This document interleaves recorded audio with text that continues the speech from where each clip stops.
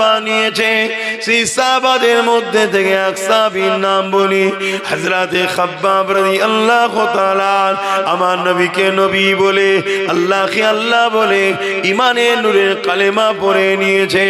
এই কালেমা পড়ে নেওয়ার খবরটা আল্লাহ পাক জালিমদের কানে পৌঁছে দিয়েছে। জালিমরা এবারে খাব্বাবকে ডেকেছে। হযরতে খাব্বাবকে জিজ্ঞাসা করে, এ খাব্বাব রে, শুনলাম নাকি মুহাম্মদ রাসূলুল্লাহ দলে চলে গেছো। হযরতে খাব্বাব চিন্তা করতে লেগেছে, আমি যদি সত্য কথা বলে দিই এই জালিমরা আমাকে জানে মেরে দিতে পারে, আর মিথ্যা কথা যদি বলি আমার আল্লাহ পাক নারাজ হয়ে যাবে। আমি খাব্বাব আমার জান দিয়াকে পছন্দ করি, আমার আল্লাহকে নারাজ করা পছন্দ করি না। এটাই তো পরীক্ষা আল্লাহর বান্দা হিসাবে, আমার আল্লাহকে আমরা নারাজ করব না। এতে আজকে দুনিয়া আমাদেরকে যদি মেরে ফেলে আমরা মরে যাওয়াকে পছন্দ করে নেব, আল্লাহ পাককে নারাজ করব না। হযরতে খাব্বাব বললেন, হ্যাঁ আপনি যেটা শুনেছেন সত্য শুনেছেন। হযরতে খাব্বাবকে জালিমরা জুলুম করা শুরু করে দিল। মুহাম্মদ রাসূলুল্লাহ দল ছেড়ে দাও, মুহাম্মদ রাসূলের সাথে ছেড়ে দাও, আমাদের দিকে চলে আসো, আমাদের সাথে চলে আসো, আমরা তোমাকে অনেক সম্মানিত করব, অনেক পদ দেব, অনেক অর্থ দেব। এ যুবক মন দিয়ে শুনবেন, কারণ আজকের দিন এই ঘটনা তোমার আমার সঙ্গে ঘটতে শুরু হয়েছে। সেদিনও দুটো দল ছিল, একটা রহমানের, একটা শয়তানের। রহমানের দলে আমার রাসূল পাক সাল্লাল্লাহু আলাইহি ওয়াসাল্লাম, জোরে বলুন সুবহানাল্লাহ। আর নবী পাকের কথাই সাহাবারা এসেছে। নবী কি বলছিলেন? ইনসাফের কথা, ইনসানিয়াতের কথা, মানবতার কথা, গরিবের অধিকারের কথা, দুঃখীদের কথা, এতিমের অধিকারের কথা, বিধবার কথা। সন্ত্রাসকে বন্ধ করো, জুলুমকে বন্ধ করো, অত্যাচার বন্ধ করো, এটা আমার রাসূল মেসেজ দিচ্ছিলেন। আর আবু জেহেল, উতবা, সাইবা, শয়তানের লোকেরা কি করছিল? তারা গরিবদেরকে লুটতো, জুলুম করত, খুন করত, নারীদেরকে বাজারে নিয়ে বিক্রি করত, বাচ্চা বাচ্চা কন্যা সন্তানকে জ্যান্ত পুঁতে দিত। তারা এমন করে সমাজে গরিব ঘরের ছেলেদের গলায় কোমরে বেল্ট লাগিয়ে বাজারে নিয়ে যে নিলামে তুলে বিক্রি করত। বলো আজকেও আবু জেহেল আছে না নাই? কথা বলো। আজকের জালিমরা এরকম করছে না করে না? হালকা হলেও করছে না করে না? অ্যাকচুয়ালি এনআরসিটা কি? এনআরসিটা হলো এই লেবার, গরিব লেবারকে গোলাম বানানো। খাঁচার মধ্যে ভরে দাও, বড় বড় কোম্পানি আসবে যে আমার আজকে অমুক এলাকার পাহাড়টা ভাঙার ব্যাপার আছে, বড় বড় কোম্পানি, আমার 10,000 লেবার লাগবে, 10,000 গরিবকে নিয়ে যাবে, নিয়ে যে ভাঙাবে, কিছু খেতে দেবে। এটা শীতকালের সময় ছিল, আজকে একটু পদ্ধতি চেঞ্জ হচ্ছে। এই কথা বুঝছেন? ইসলাম বলছে এই সকল জালিমদের বিরুদ্ধে লড়াই করা ফরজ। এই শিক্ষাটা আমি আজকে আপনাদেরকে দিচ্ছি, অনেক জায়গায় দিচ্ছি। আর যখন এই কথাগুলো আপনাদেরকে শিখাই, আজকের যারা আবু জেহেল আছে তখন আমার উপর রেগে যাচ্ছে। এইসব কথা বলার কি দরকার? নামাজের কথা নেই, রোজার কথা নেই। আরে নামাজ তো ব্যক্তি জীবনের ইবাদত, তা নামাজের কথা একে শোনাবো কেন? নামাজ আমি পড়ছি, আমি জানি নামাজের ট্রেনিং তো বাপ মাকে দিতে হয়, ওটা তো বাপ মার কাজ। কিন্তু নামাজ পড়ার পরও ৭২টা দল জাহান্নামে যাবে, সেই শিক্ষাটা তো আমাকে দিতে হবে। কথা মাথায় ঢুকছে তো নাকি? আল্লাহ নবী নূর নবী দয়া নবী যখন মক্কা জমিনে অত্যাচার জুলুমের বিরুদ্ধে মানুষকে বোঝাতে লাগলো, ওই সময় দলে দলে মানুষ আমার রাসূলুল্লাহ দিকে আসতে লাগলো। তার মধ্যে থেকে প্রথম যারা এসেছিল তাদের উপরে প্রচন্ড জুলুমটা বেড়েছিল। আমি একটা উদাহরণ দিচ্ছি। আমি যখন জুলুমের বিরুদ্ধে বলছিলাম, প্রথম যারা এসেছিল রাসূলুল্লাহর গোলামের দিকে, তাদের উপর জুলুম বেড়েছিল না কমেছিল? আজকে তুলনামূলক একটু লোক আস্তে আস্তে আরো যত বাড়ছে, হালকা হচ্ছে না কম বাড়ছে? এখন কিন্তু হালকা হচ্ছে অনেক জুলুমটা। কথা বুঝে আসছে না? কেন? তারাও ভাবছে যে পাল্লা ভারী হচ্ছে। এই শুনছেন? এ নওজওয়ানেরা, হযরতে খাব্বাব রাদিয়াল্লাহু তাআলা তিনি ইসলামের প্রথম জামানাতে ঈমানের কলেমা পড়েছিলেন, প্রথম সময়তে রাসূলুল্লাহর হাতে হাত দিয়েছিলেন। এই জন্য সাহাবী হুজুরের উপরে বড় জুলুম হয়েছিল। কেমন জুলুম হয়েছিল? আল্লাহ নবী সাহাবীকে নিয়ে গিয়ে আগুন তৈরি করেছে। মন দিয়ে শোনো যুবক, আগুন তৈরি করেছে। ওই আগুনের উপরে বসিয়ে দিয়ে আল্লাহ নবী সাহাবীকে বলতে লেগেছে, আল্লাহ ছেড়ে দাও, নবী ছেড়ে দাও। এদিকে আগুন ধরতে লেগেছে। ওই আগুনে সাহাবী হুজুরের কোমরের গোশতখানা পুড়তে শুরু করেছে। যেমন আমরা কাবাব যখন তৈরি করি, ওই আগুনে গোশত পুড়ে পুড়ে রস বাইর হয়, সাহাবীর শরীর থেকে পানি রস বেরোচ্ছে। ওই গোশত থেকে পানি বেরিয়ে বেরিয়ে আগুনখানা বন্ধ হয়ে যায়। আবার সাহাবীকে আগুন থেকে সরিয়ে আবার আগুন জ্বালিয়েছে, আবার সে আগুনে নিয়ে যে বসিয়ে দিয়েছে।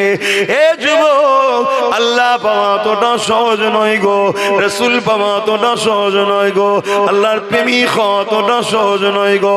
আল্লাহ তার প্রেমিকদেরকে পরীক্ষা নেবে গো, আল্লাহ তার প্রেমিকদেরকে পরীক্ষা নিয়েছে। সেই নিদর্শন আল্লাহ দুনিয়াকে দেখিয়ে দিয়েছে। আমার ভালোবাসার দাবি শুধু করলে হয় না, আমার যারা প্রেমিক হয় তাদের মধ্যে থেকে দেখো খাব্বাবকে, যে খাব্বাব আমি আল্লাহ আমাকে ভালোবেসেছিল বলে, আমার রাসূলুল্লাহকে ভালোবেসেছিল বলে তাকে জালিমরা নিয়ে যে আগুনের উপরে বসিয়ে দিয়েছিল।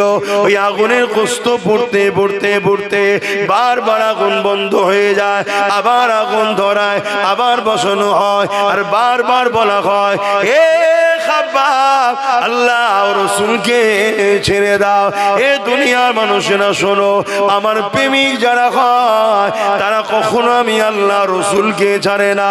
হযরতে খাব্বাব প্রমাণ দিয়ে দিয়েছে, তিনার কোমরের গোশত পুড়ে পুড়ে পুড়ে পুড়ে পুরো কোমরটা প্লেন হয়ে গেছে, হাড় বেরিয়ে পড়েছে, তথাপিও তিনি আল্লাহ ও রাসূলকে ছাড়ে রে।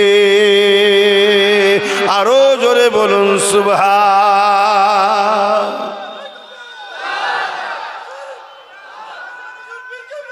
আল্লাহু আকবার। আল্লাহ প্রেমিক তো এরকমই হয়। শুনছো, আমাদের ঈমান এত আছে তো,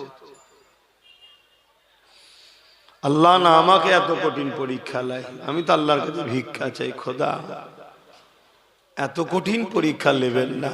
কেন আমরা দুর্বল, সামান্য পরীক্ষাতেই আমরা পাচ্ছি না। একটু গরিব করেছে আল্লাহ, গরিব।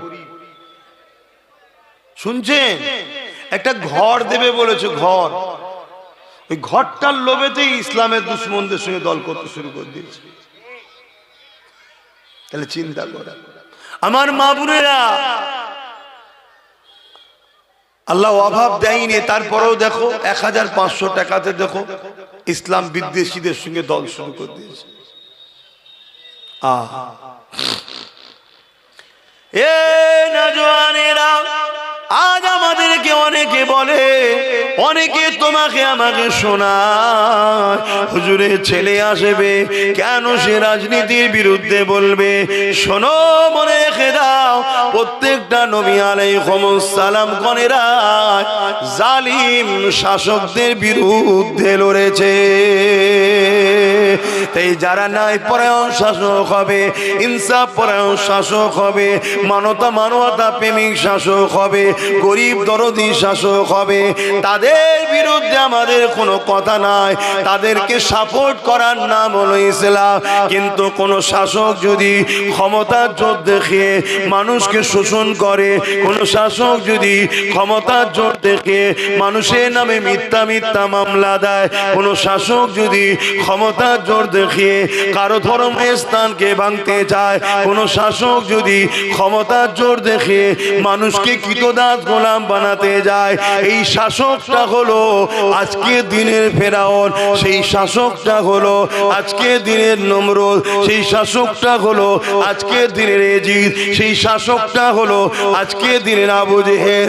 এ উম্মতে মুহাম্মাদি, যদি সত্যি তুমি আমি ইসলামের মাননেওয়ালা হয়, তোমার আমার জন্য আজকে দিনে এই রকম কোন জালিম শাসক যদি থাকে, তার বিরুদ্ধে লড়াই করা তোমার আমার জন্য ইসলাম ফরজ করে দিয়েছে।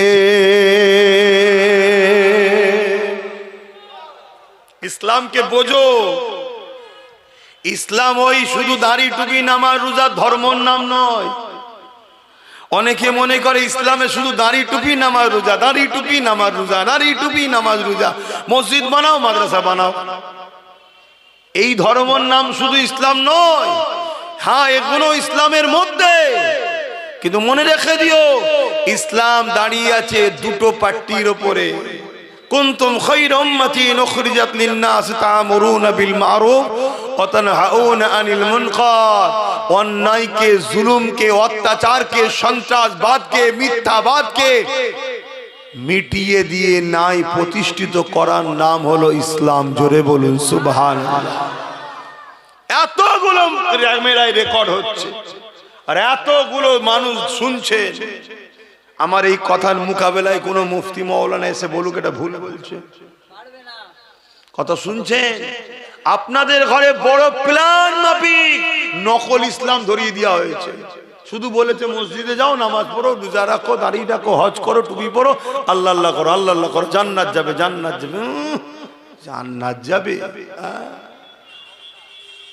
আল্লাহর জমিনের উপরে ন্যায়কে প্রতিষ্ঠিত করার জন্য নবীরা শহীদ হয়েছে। বনি ইসরাইল কওমে ৭০,০০০ কম বেশি নবী আল্লাহ দিয়েছিল। জুলুমের বিরুদ্ধে বলার জন্য নবীদেরকে সেই জালিমরা শহীদ করে দিয়েছে। আর তুমি আমি ঠান্ডায় কম্বল মুড়ি দিয়ে তসবিহ পরে জান্নাত চলে যাও মনে করছো নাকি? হ্যাঁ,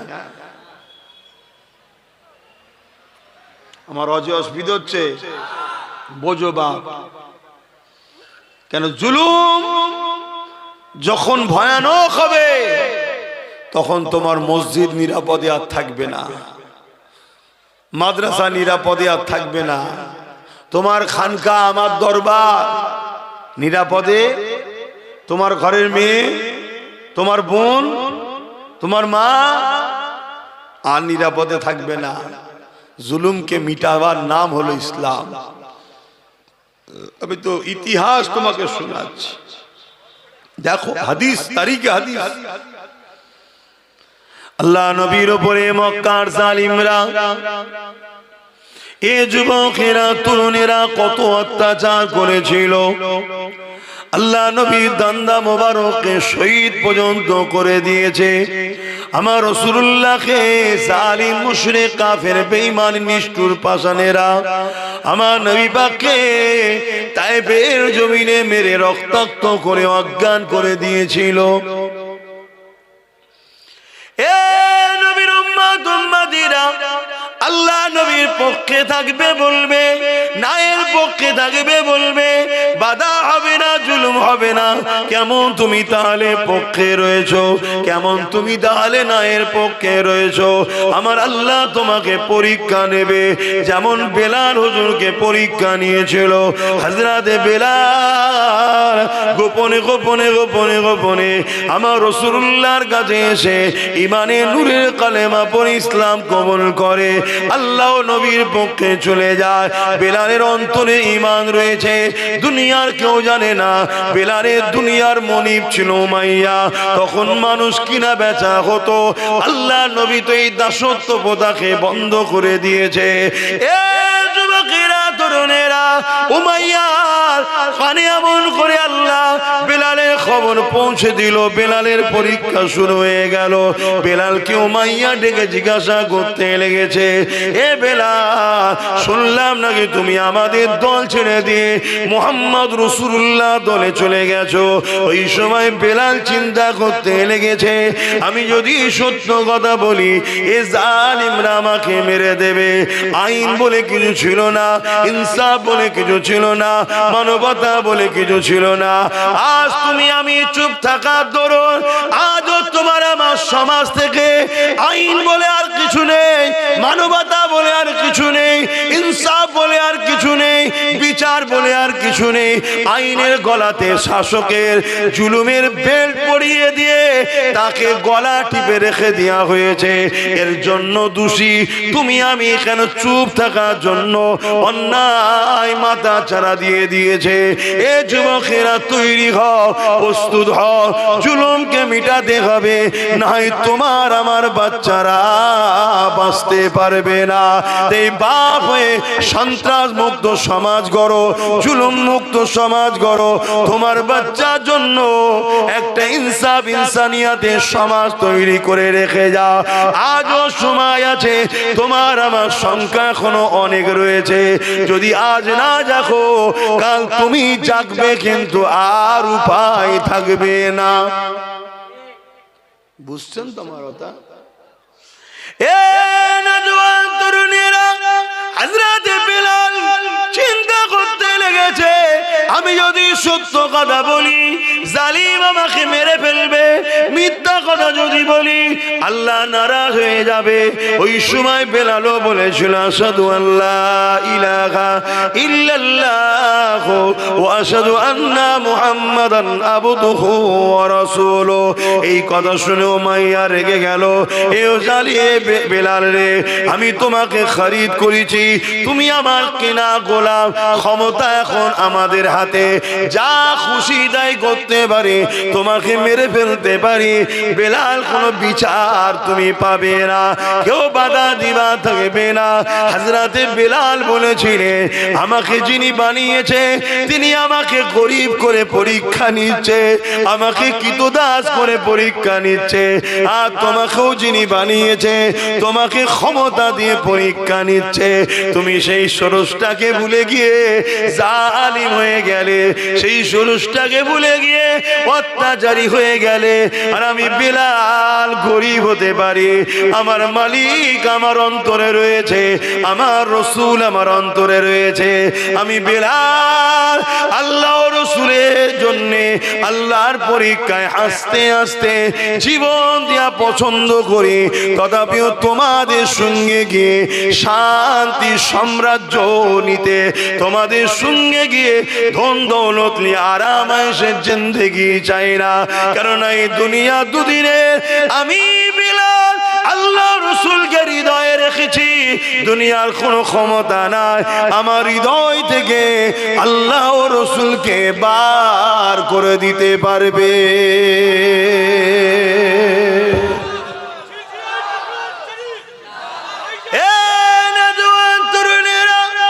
এই কথা যখন জালিম শুনলো, জালিম রেগে লাল হয়ে যায়। বেলালের কোমরে লোহার বেড়ি পড়ালো, পায়ে বেড়ি পড়ালো, কোমরে রশি দিয়ে বাঁধলো, গলায় বেল পরিয়ে নিল। যেমন করে গৃহপালিত পশুগুলোকে টেনে টেনে নিয়ে যাওয়া হয়।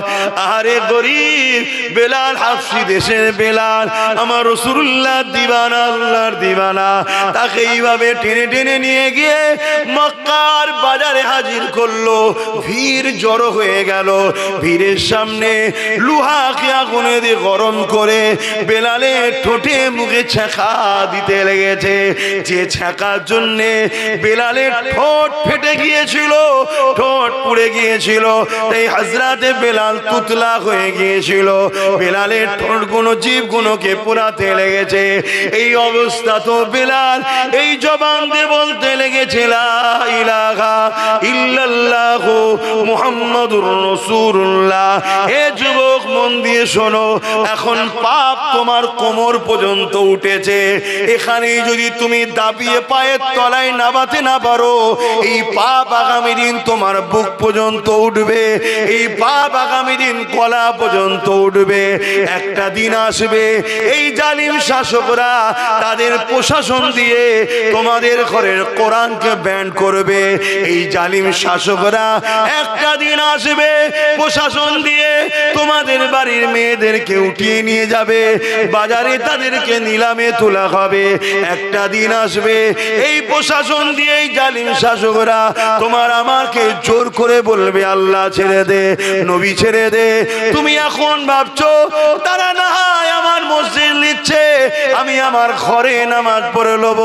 এদের লক্ষ্য তোমার মসজিদ মাদ্রাসা লিবা নয়, এদের লক্ষ্য হলো তোমাদেরকে মেরে দেওয়া, তোমাদেরকে শেষ করে দেওয়া। তার প্রথম পেহচানটাকে এরা মিটাতে লেগেছে, তারপরে তোমাদেরকে টার্গেট করবে। কারণ এরা জানে যতদিন তোমার আমার মধ্যে আল্লাহ রসুলের মহব্বত আছে, এদের অন্যায় সাম্রাজ্য টিকে থাকতে পারবে না। এরা যে ফেরাউনের মতো আজও খোদা হতে চাইছে, নমরুদের মতো আজও এরা খোদা হতে চাইছে। এরা গরিব অসহায় দুঃখী অন্য ধর্মের মানুষকে তো কৃতদাস দাসী বানিয়ে দিয়েছে, কিন্তু উম্মতে মুহাম্মাদি তোমাকে আমাকে কিন্তু কৃতদাস বানাতে পারেনি। তাই এরা যেমন করে হোক তোমাকে আমাকে মিটিয়ে দিবার চেষ্টা করছে।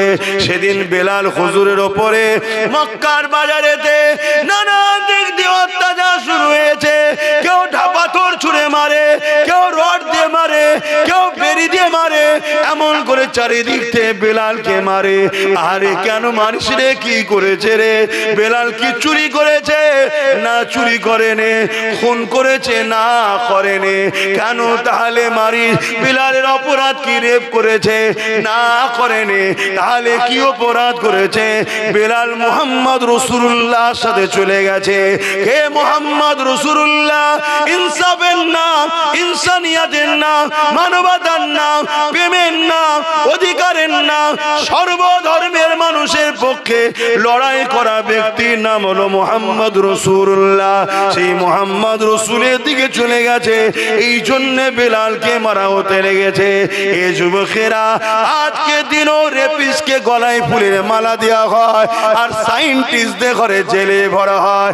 আজকে দিনের খুনিদের ঘরে নেতা বানানো হয়, আর শিক্ষকদের ঘরে মেরে জেলে ভরা হয়। আজকে দিনও এ যুবকেরা, তরুণেরা, দেশদ্রোহীদের ঘরে ফুলের মালা দেওয়া হয়, আর দেশপ্রেমিকদের ঘরে আতঙ্কবাদী বলে জেলে ভরা হয়। হাওয়া কিন্তু বুঝতে হবে, হাওয়া যদি না বুঝতে পারো তাহলে কঠিন বিপদ যখন এসে যাবে তখন আর কিছু করা থাকবে না। তাই তোমাকে আমি উম্মতে মুহাম্মাদী হিসাবে তোমাদেরকে বুঝিয়ে দিয়ে যাই, পরিবর্তন হও, দিন থেকে শিক্ষা নাও, রাসূল থেকে শিক্ষা নাও, ইসলাম থেকে শিক্ষা নাও, যুগে যুগের ইতিহাস থেকে শিক্ষা নাও। হযরত বেলালের উপরে এত জুলুম হয়েছে, কিন্তু তথাপিও বেলাল আল্লাহ রাসূল ছেড়ে দেয়নি। আরো জোরে বলুন সুবহান।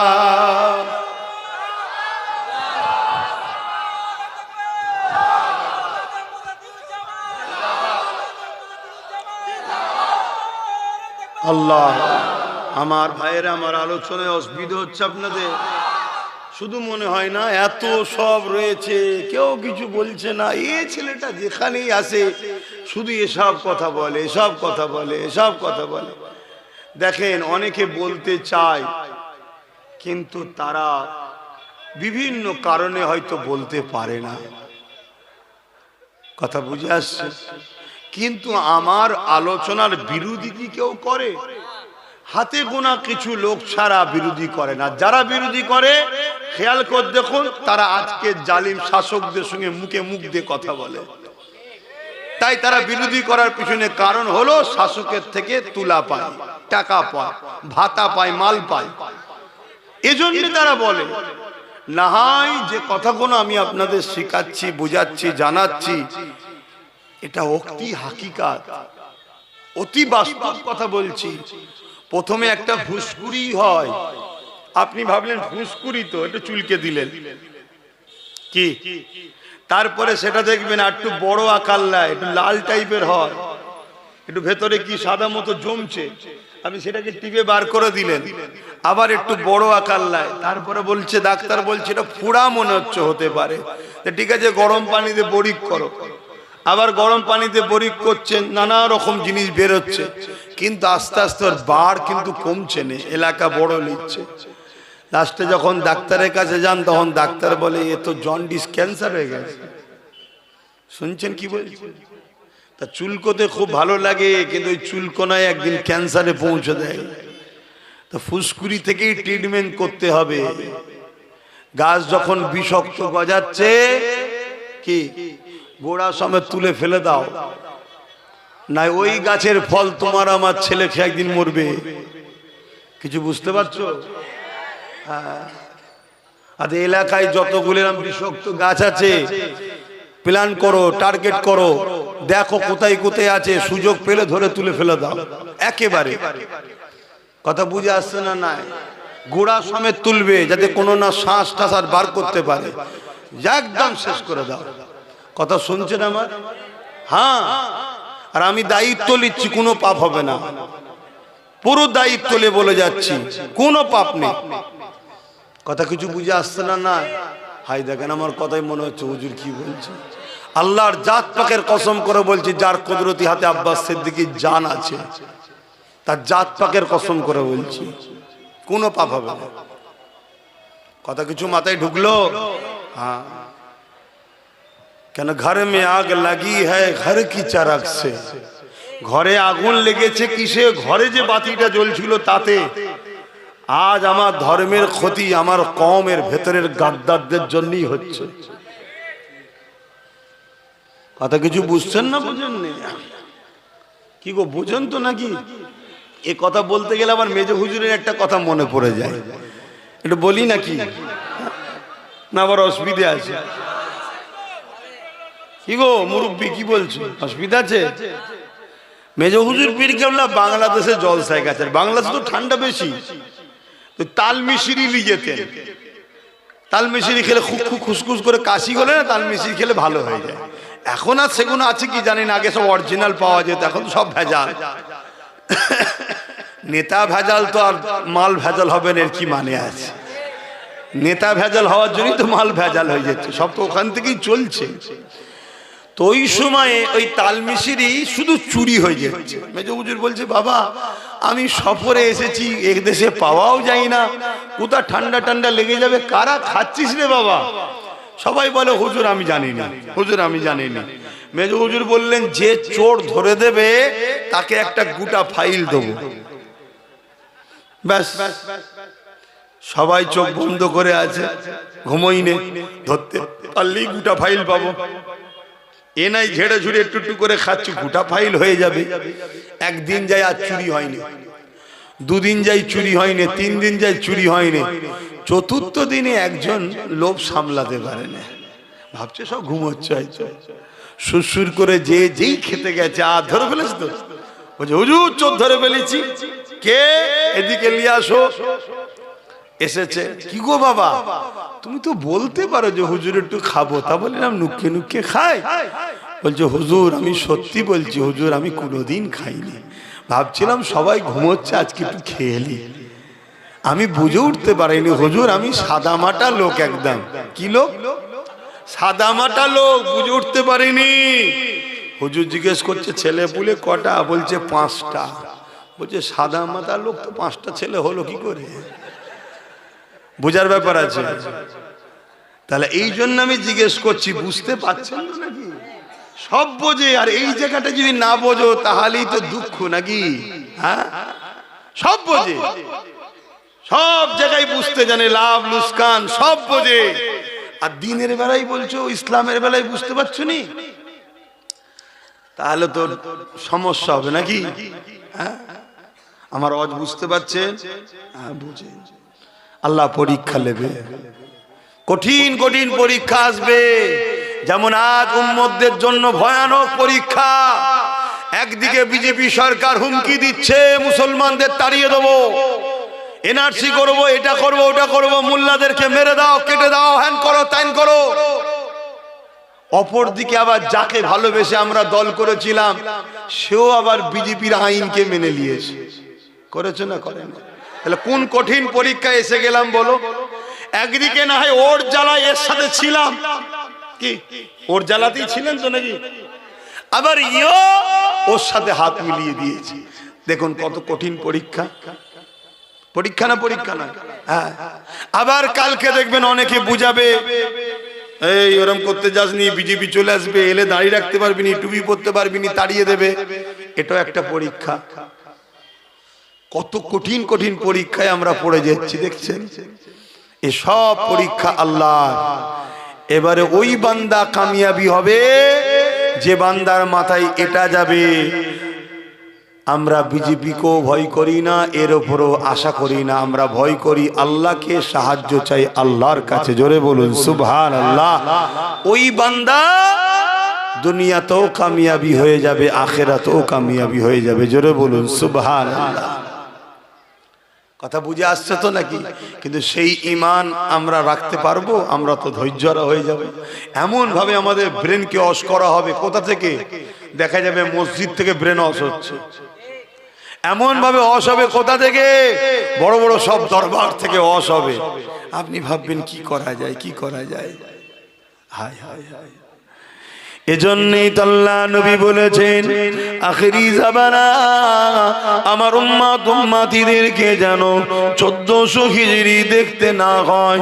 কেন? আমার উম্মত উম্মতিরে আখিরি জামানায় এত ফিতনা হবে, এত ফাসাদ হবে, হাতের তালুতে আগুন রাখার থেকেও ঈমান বাঁচানো বড় কষ্ট হবে।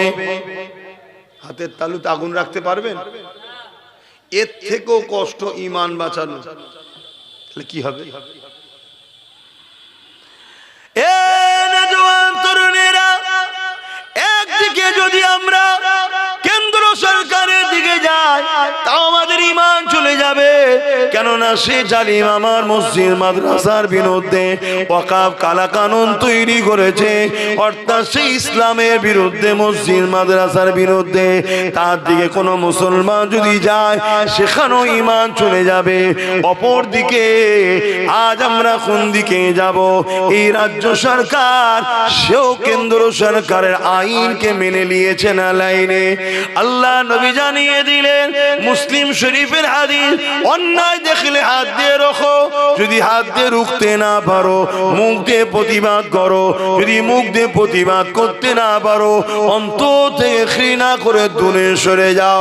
অন্তর থেকে ঘৃণা করে যারা দূরে সরে যাবে তাদের মধ্যে ঈমান আছে, কিন্তু ঈমানটা হলো বড় দুর্বল। বুঝতে পারছেন? তাহলে অন্যায় দেখলে মুসলমান ইমানদারের জন্য 3টে নমুনা যেন পাওয়া যায়। 3টের মধ্যে কোনটা যদি নমুনা না থাকে ওই মুসলিম নরনারীর ঈমান নাই। আর যার ঈমান নাই সে কবর থেকে শুরু করে প্রতিটা মঞ্জিলে আযাব আযাব আযাব আযাব, শত শেষে সারা জীবনের জন্য জাহান্নাম। আর ঈমান যদি থাকে, পৃথিবী পরিমাণ যদি গুনাহ করে ফেলে, আযাব খেটে খেটে খেটে খেটে একদিন না একদিন জান্নাত যাবে। তাহলে ঈমানের প্রয়োজন আছে না নাই? কিন্তু রাসূল বলছেন অন্যায় দেখলে হাত দিয়ে রুখে দাও। যদি হাত দিয়ে রোকার ক্ষমতা তোমার না থাকে, মুখ দিয়ে প্রতিবাদ করো। মুখ দিয়ে যদি প্রতিবাদ করার ক্ষমতা না থাকে তাহলে অন্তর থেকে ঘৃণা করে দূরে সরে যাও। তাও যদি না করে তুমি অন্যায়ের সঙ্গে সাথ দাও, রাসূলুল্লাহর হাদিস অনুযায়ী তোমার ঈমান নাই। শুনছেন তো নাকি? অসুবিধা হচ্ছে?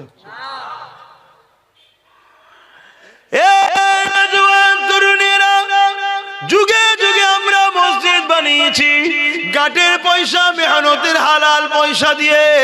ধনী লোকরাও যদি দান করে হালাল পয়সা থেকে দান করে। আমরা মুসলমানদের কাছ থেকে এমন করে নিজেরা মেহনতের পয়সা দিয়ে মসজিদ মাদ্রাসা কবরস্থান ঈদগাহকে বানিয়েছে। আজকের দিনে আমাদের ঈমানের পরীক্ষা আল্লাহ নিচ্ছে। এই মসজিদ মাদ্রাসাকে মিটাবার জন্য কেন্দ্র সরকার চক্রান্ত করছে, হ্যাঁ কি না? এটা ঈমানের পরীক্ষা। বান্দা তোরা কি করিস দেখবো। আমি আল্লাহ আমার দিনের জন্য যথেষ্ট। এ যুবকেরা,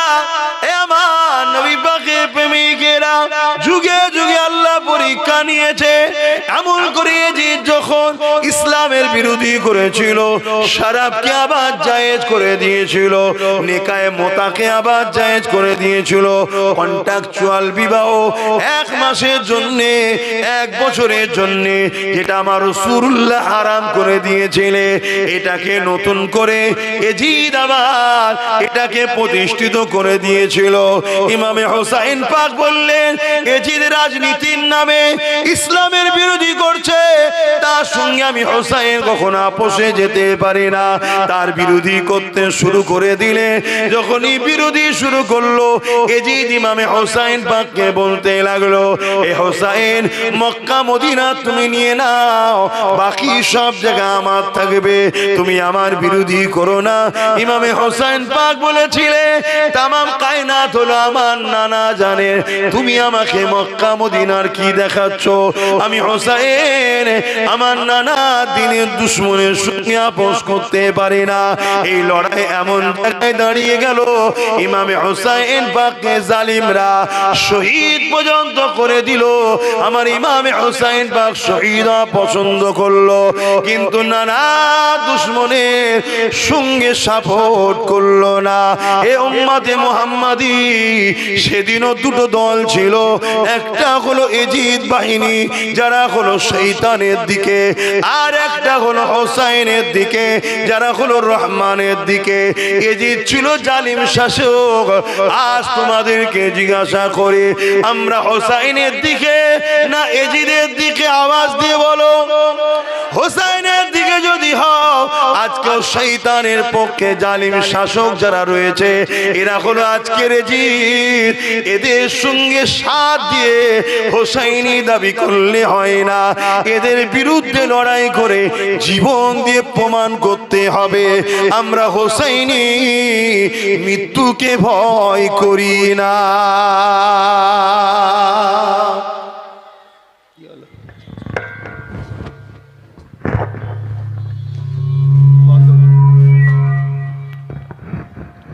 दुरूद शरीफ अल्लाहुम्मा सल्ली अला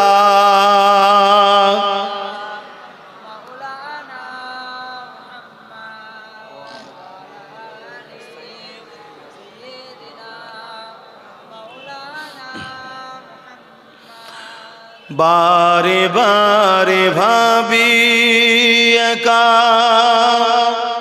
বসে নিরালাই রে, পাখি গুলি উড়ে যেতাম সোনার মদিনায় রে, সোনার মদিনায় রে। বুলবুলিরা কোথা যাও, উড়ে যাও কোথায় রে, আমার সালাম পৌঁছে দিও নবীজি রওজায় রে, নবীজি রওজায় রে। বারে বারে ভাবি একা বসে নিরালাই রে, পাখি হলে উড়ে যেতাম সোনার মদিনায় রে, সোনার মদিনায় রে। রহম করো গো আল্লাহ, ও দয়াময় রে, পাই যেন নবীর সাবাত, নবী মুস্তাফায় রে, নবী মুস্তাফায় রে। বারে বারে ভাবি একা বসে নিরালাই রে, পাখি হলে উড়ে যেতাম সোনার মদিনায় রে, সোনার মদিনায় রে। আল্লাহুম্মা সাল্লি আলা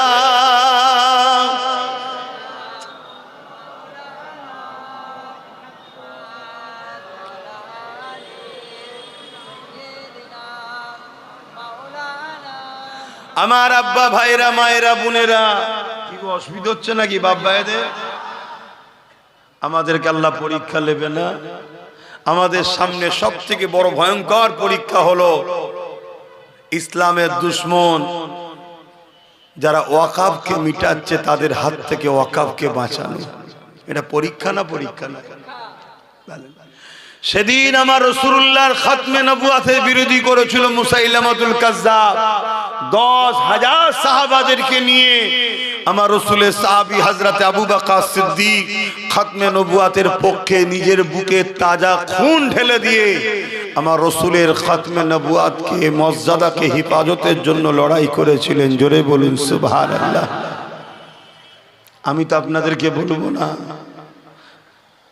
আমরা যদি শুধু ঐক্যবদ্ধ হয়ে যেতে পারি, একতা হয়ে যেতে পারি, প্রতিটা গ্রামে গ্রামে যদি আমরা নিজেরা এক হয়ে যাই যে আমাদের কেউ দুশ্মন নয়, কেউ বন্ধু নয়, ওয়াকাফের যে দুশ্মন তারা আমাদের দুশ্মন। আমাদের দুশ্মন হিন্দু, আদিবাসী, দলিত, খ্রিস্টান, মতুয়া, এদের বিরুদ্ধে আমাদের লড়াই নয়।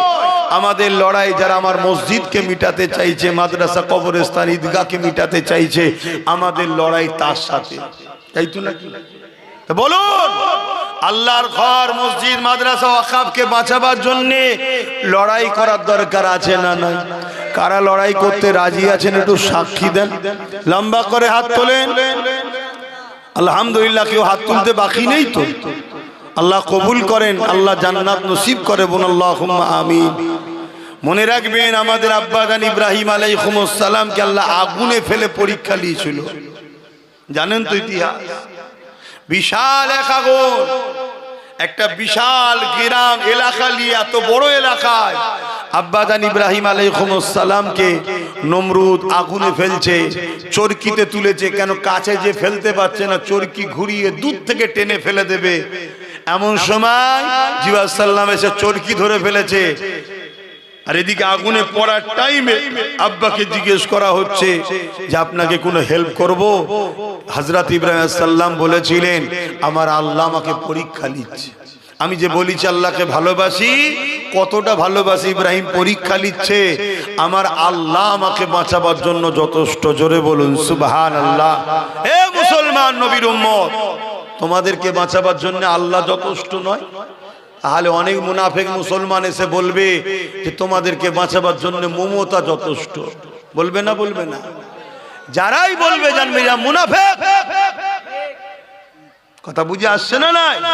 আমাদের বাঁচাবার জন্য যথেষ্ট কে? জোরে বলুন কে? যদি এর উপরে প্রথম থেকে আমরা আমল করতাম তাহলে আজকে কেন্দ্র সরকারি আইন করার সাহস পেত না। কিন্তু আমরা বলেছিলাম, যখন কলকাতার রেড রোডে মমতা দাঁড়িয়ে বলল বিজেপির হাত থেকে সারা দেশে রুখবো আমি। বিজেপির হাত থেকে সারা দেশে রুখবে কে? বলছে আমি। উড়িষ্যায় লাশ হয়ে চলে এসছে, ওনার রুকার ইচ্ছা আছে? গুজরাটে লাশ হয়ে চলে এসছে, উনি রুখছে? বোম্বাইয়ে লাশ হয়ে বাংলায় ফিরছে, উনি রুখছে? একটা কোন পিএম সিএম এর সঙ্গে ফোন করেছে কোন রাজ্যের? আমি বাংলার সিএম বলছি, আমি জানি ইডি সামনে থেকে ফাইল চুরি করা লোক, আমি খুব সাবধান। একটা কেউ বলেছে? অতএব আমার রাজ্যের কোন ছেলে যদি আর একটা মরে তাহলে এই রাজ্যে যা আছে সব পাঠিয়ে দেবো, ওইগুলোকে নিয়ে চলে আসবো। একটা হুমকি দিলে সব রাজ্য ঠান্ডা হবে না? হবে না? বলেছে? তাহলে এই যে বলছিল যে বিজেপির হাত থেকে পুরো দেশে বাঁচাবো, বললে হতো যে বাংলায় বাঁচাবো। ঝোঁকের মাথায় পুরো দেশ বলে দিয়েছে, আর আমরাও হাঁ করা ভাবছি তাই হবে। কথাই কষ্ট হয়ে গেল নাকি? খুব কুড়ি বলবো, ভালো ধারে বোঝেন। তাহলে আজকে যদি আমরা তার উপরে ভরসা না করতাম তাহলে আজকে কেন্দ্র সরকার কিন্তু আইনটা করতে পারতো না। কেন? ভেতরে ভেতরে এর এমপিরা সব ভেতরে ভেতরে ভোট দিয়ে দিয়েছে। সামনে নাটক করছে, লড়াই করছি, ভেতরে ভেতরে ভোট দিচ্ছে সব। আমি তো চ্যালেঞ্জ করছি, ভোট বার করুন। সব ভেতরে ভেতরে ভোট দিয়ে দিয়েছে। কথা মাথায় ঢুকছে? এসব খবর তো আপনারা রাখেন না। 12টা ভোট বেশি পড়েছে। 12টা এলো কোথা থেকে? এই 12টা ভোট এলো কোথা থেকে? তো মন দিয়ে শোনে। তাহলে আজকে সেই জায়গায় চক্রান্ত করে সবগুলো করা হচ্ছে। আজকে যদি আমরা আল্লাহর উপরে ভরসা করি, আমার আল্লাহ আমাদের জন্য যথেষ্ট নয়? আব্বা জান ইব্রাহিম আলাইহিস সালামকে যখন নমরুদ আগুনে ফেলে দিল, আল্লাহ পাক জানিয়ে দিলেন আগুন আমার ইব্রাহিমের জন্য আরামদায়ক ফুলের বাগান হয়ে যায়। এ যুবকেরা, আব্বা জান ইব্রাহিম আলাইহিস সালামকে দুনিয়া সবাই দেখছে আগুনে ফেলেছে, কিন্তু আগুনের ভেতরে আল্লাহ পাক ফুলের বাগান তৈরি করেছে। যে আল্লাহ ইব্রাহিম নবীর জন্য আগুনের ভেতরে ফুলের বাগান বানাতে পারে, সেই আল্লাহর উপরে ভরসা রেখে আমরা যদি এক মুঠো হতে পারি, তাহলে আমাদের সামনে যত বাধা এসুক না কেন, সব বাধাকে ভেঙে ইনশাআল্লাহ আমরা আমাদের মসজিদ, আমাদের ঈদগাহ, আমাদের কবরস্থান, আমাদের ওয়াকফকে ইনশাআল্লাহ আমরা বাঁচাতে পারবো। এ যুবকেরা, তরুণেরা, তাই বলে দিয়ে যায় আল্লাহর উপরে ভরসা করে। কেন? আমার রাসূলুল্লাহ জানিয়ে দিয়েছে, আমার বড় ভয় হয় আমার উম্মতের ক্ষতি প্রকাশ্য দুশমনেরা করতে পারবে না, আমার উম্মতের ক্ষতি মুনাফিক ছদ্মবেশীরা করে দেবে। কেন্দ্র সরকার হলো মুনাফিক, এই প্রকাশ্য জালিম, আর রাজ্য সরকার হলো মুনাফিক।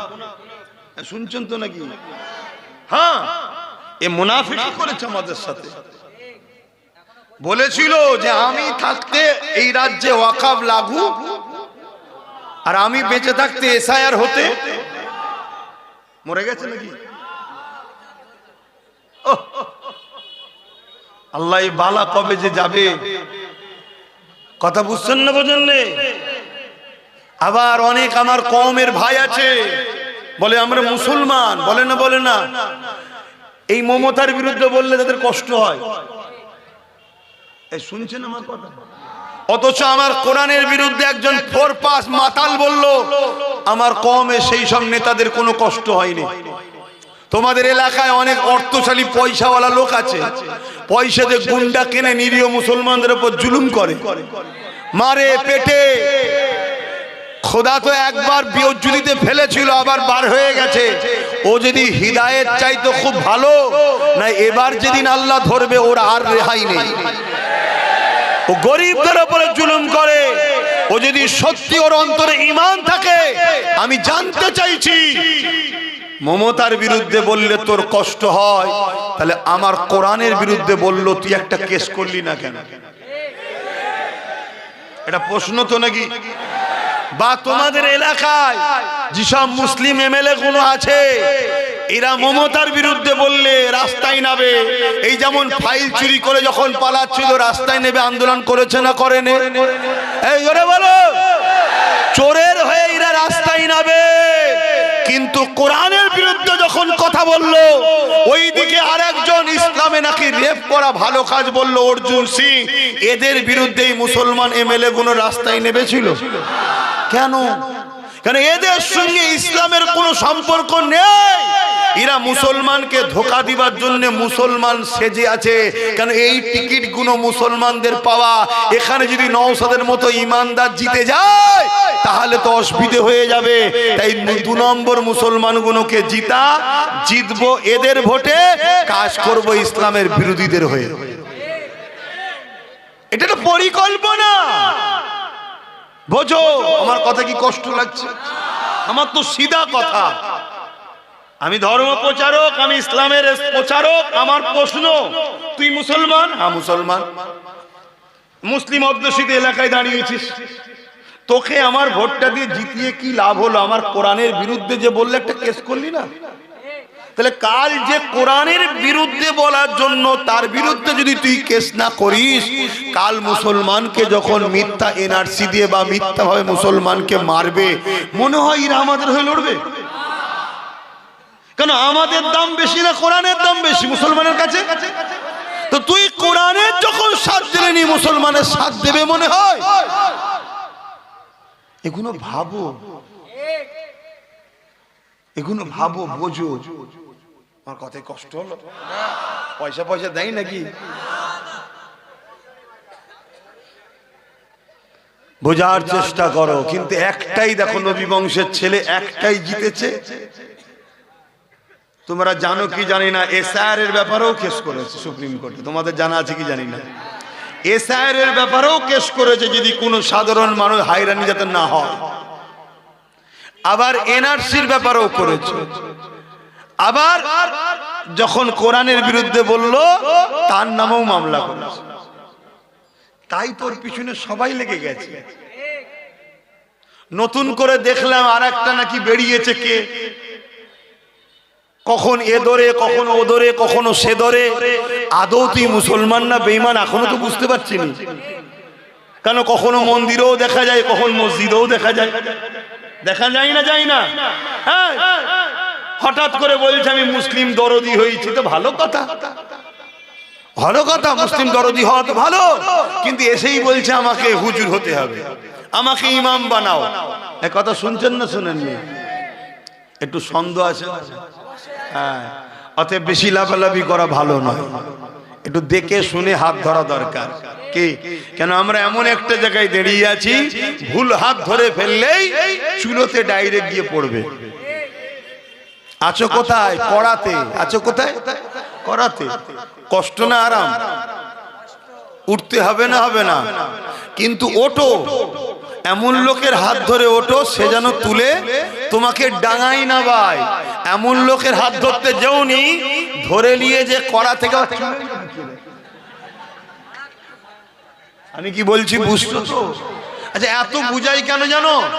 তোমাদেরকে ভালোবাসি, রসুল পাক তোমাদেরকে ভালোবাসে। তাই তোমাদেরকে যদি আমি ভালোবাসি, আমার বিশ্বাস নবী আমাকে শাফাআত করবে। তাই তোমাদেরকে ভালোবাসি, দাদা হুজুরের রুহানি আওলাদ তোমরা। তাই না, কি দরকার আছে দুটো প্লেন কথা বলে গেলে? আমার তো দাওয়াত আরো বাড়বে রে বাবা, ঠিক তো নাকি?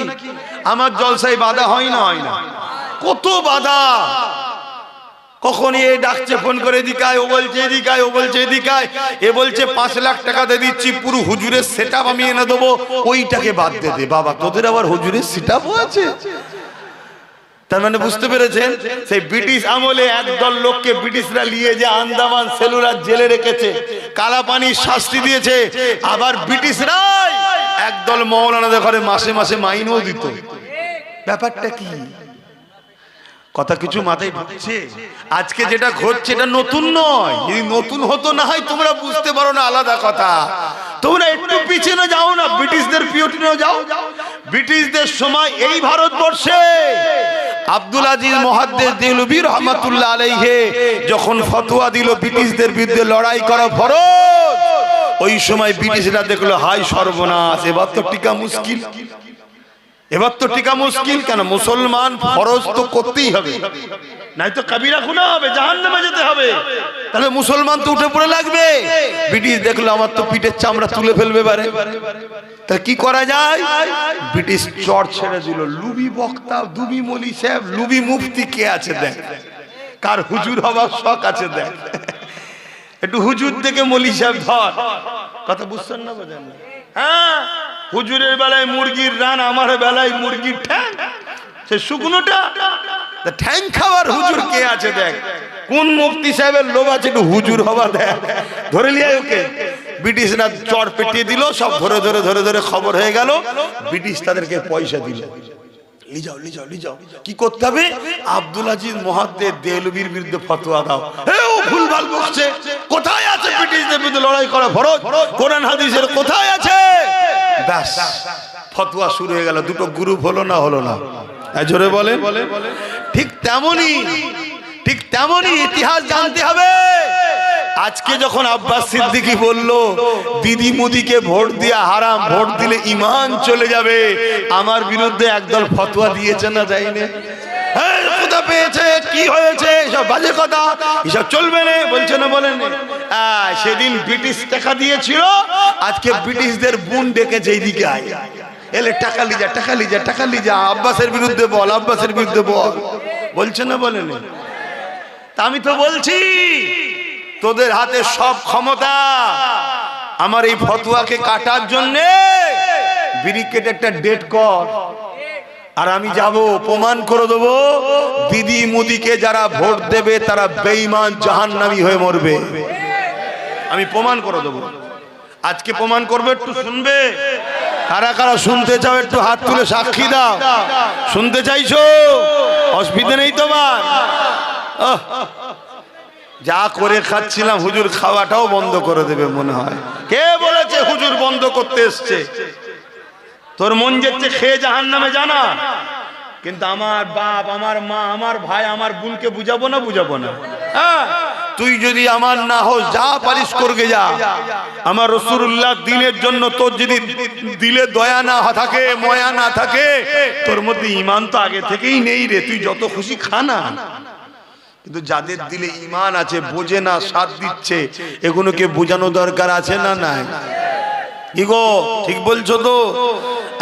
প্রথমে হাদিসটা কি বললাম মুসলিম শরীফের?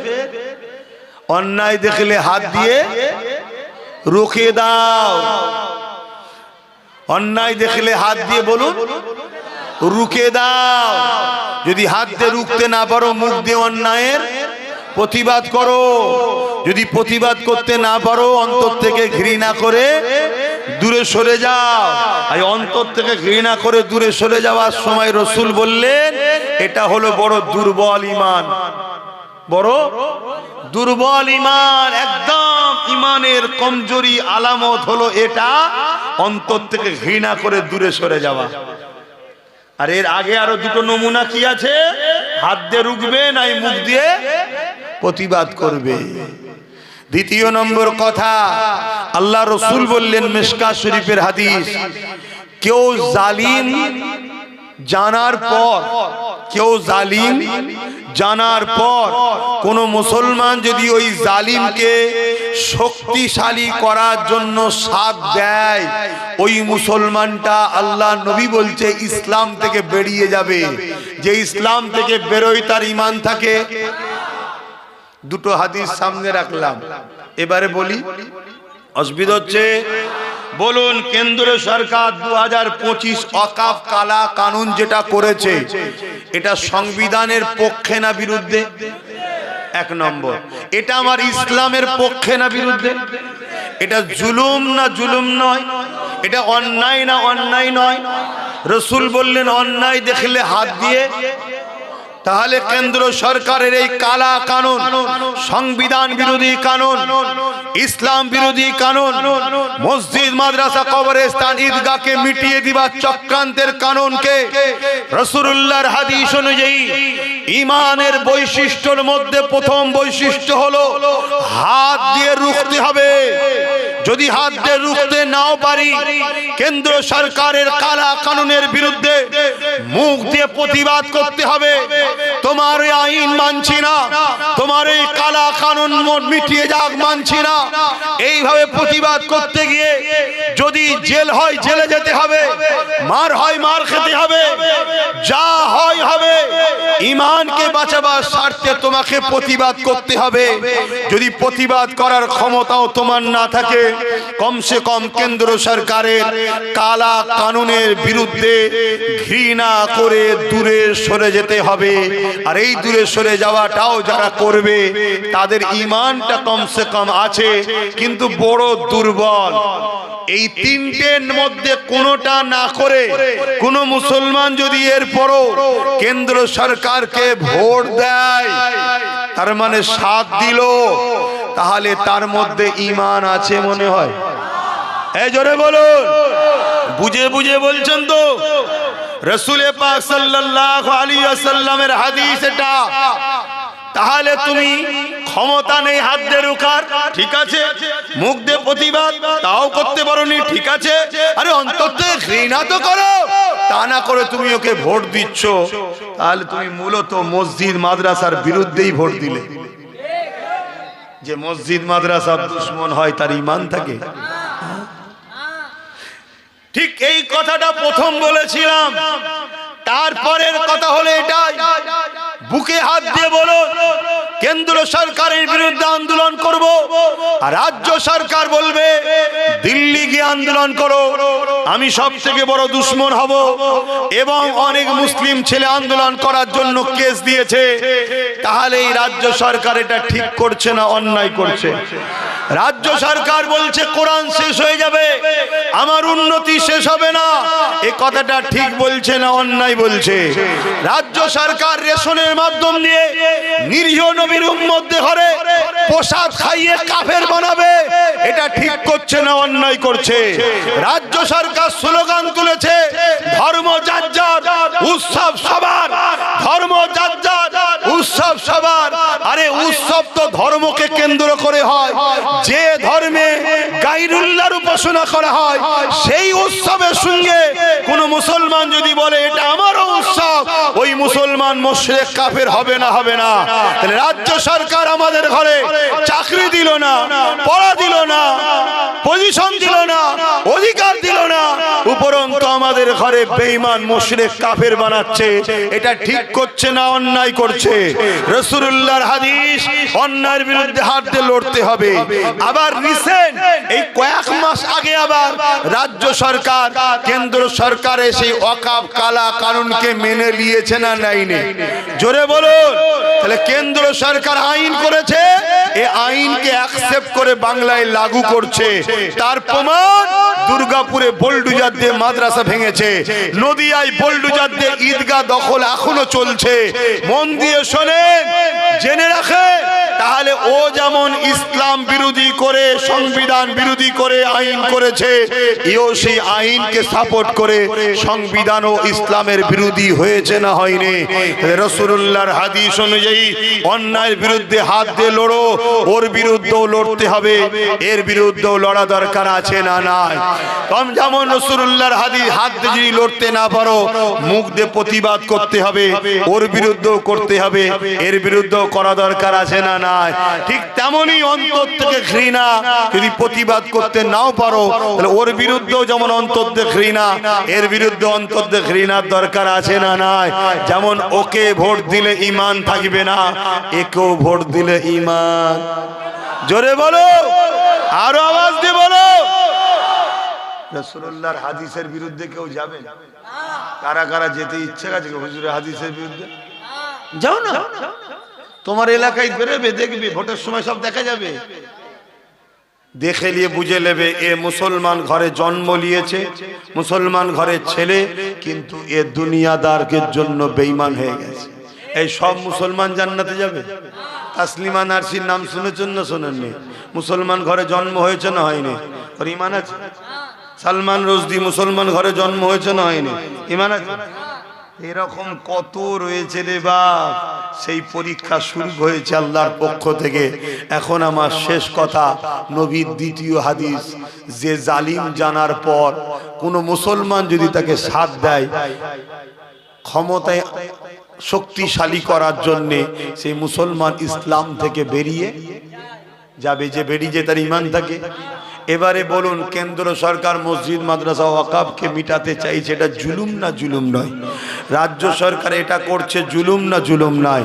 তাহলে এই দুই সরকারকে কেউ যদি ভোট দেয় শক্তিশালী করার জন্যই তো ভোট দেয়, সেই মুসলমানের কি ঈমান থাকবে, ইসলামে থাকবে? রাসূলুল্লাহর হাদিসটা তো শোনানো দরকার। আমার এই কথা শুনে 10টা বাপ, 10টা মা, 10টা ভাই হলো ঈমান হারা থেকে বাঁচতে পারে তো নাকি? তা আমার কথায় কারা একমত দিদি মুদিকে ভোট দেবেন না? একটু হাত তুলে সাক্ষী দেন। হাত লম্বা করে তোলেন, লম্বা করে হাত তুলে রাখবেন। এবার একটু দেখুন কেউ হাত তুলতে বাকি আছে কি, পাশাপাশি দেখুন কেউ হাত তুলতে বাকি আছে কি দেখুন। কেউ যদি হাত না তোলে তার সঙ্গে আমাদের কোনো ঝগড়া নেই, তার সঙ্গে ঝগড়া আমরা করব না। হাত না বান, তার সঙ্গে আমরা ঝগড়া করব না। কি করব? শুধু জেনে নেব এ ওয়াকফের দুশ্মন, দিদি মুদির লোক, আমাদের লোক নয়। ঠিক তো নাকি? এবারে বলুন, দিদি মুদি আলাদা না এক? জোরে বলেন। পিসাবটা নাপাক না পাক, আর মদটা নাপাক না পাক? মদ কাপড়ে লেগেছে, পিসাব কাপড়ে লেগেছে বলে মদ দিয়ে ধুলে পাক হবে? তা মুদিকে রুকার জন্য এই নাপাক দিয়ে রুকবেন? আমার কথা ভুল হচ্ছে নাকি? এবার যদি বলেন তাহলে কি করব? একটাই লাঠি সবার ঘুম হারাম করেছে না করেনি? ওয়াকফকে বাঁচাবার স্বপ্ন আছে না নাই? বাঁচাবার রাস্তা দুটো। অসুবিধা হচ্ছে একটু বলবো? বাঁচাবার রাস্তা দুটো, যদি আপনাদের কোনো রাস্তা থাকে বলবেন, আমি শুনবো। আর একটা আপনাদেরকে আইন জানিয়ে দিই, আমার দেশ হলো যুক্তরাষ্ট্রীয় কাঠামো। কথা বুঝে আসছে? ল্যান্ড যে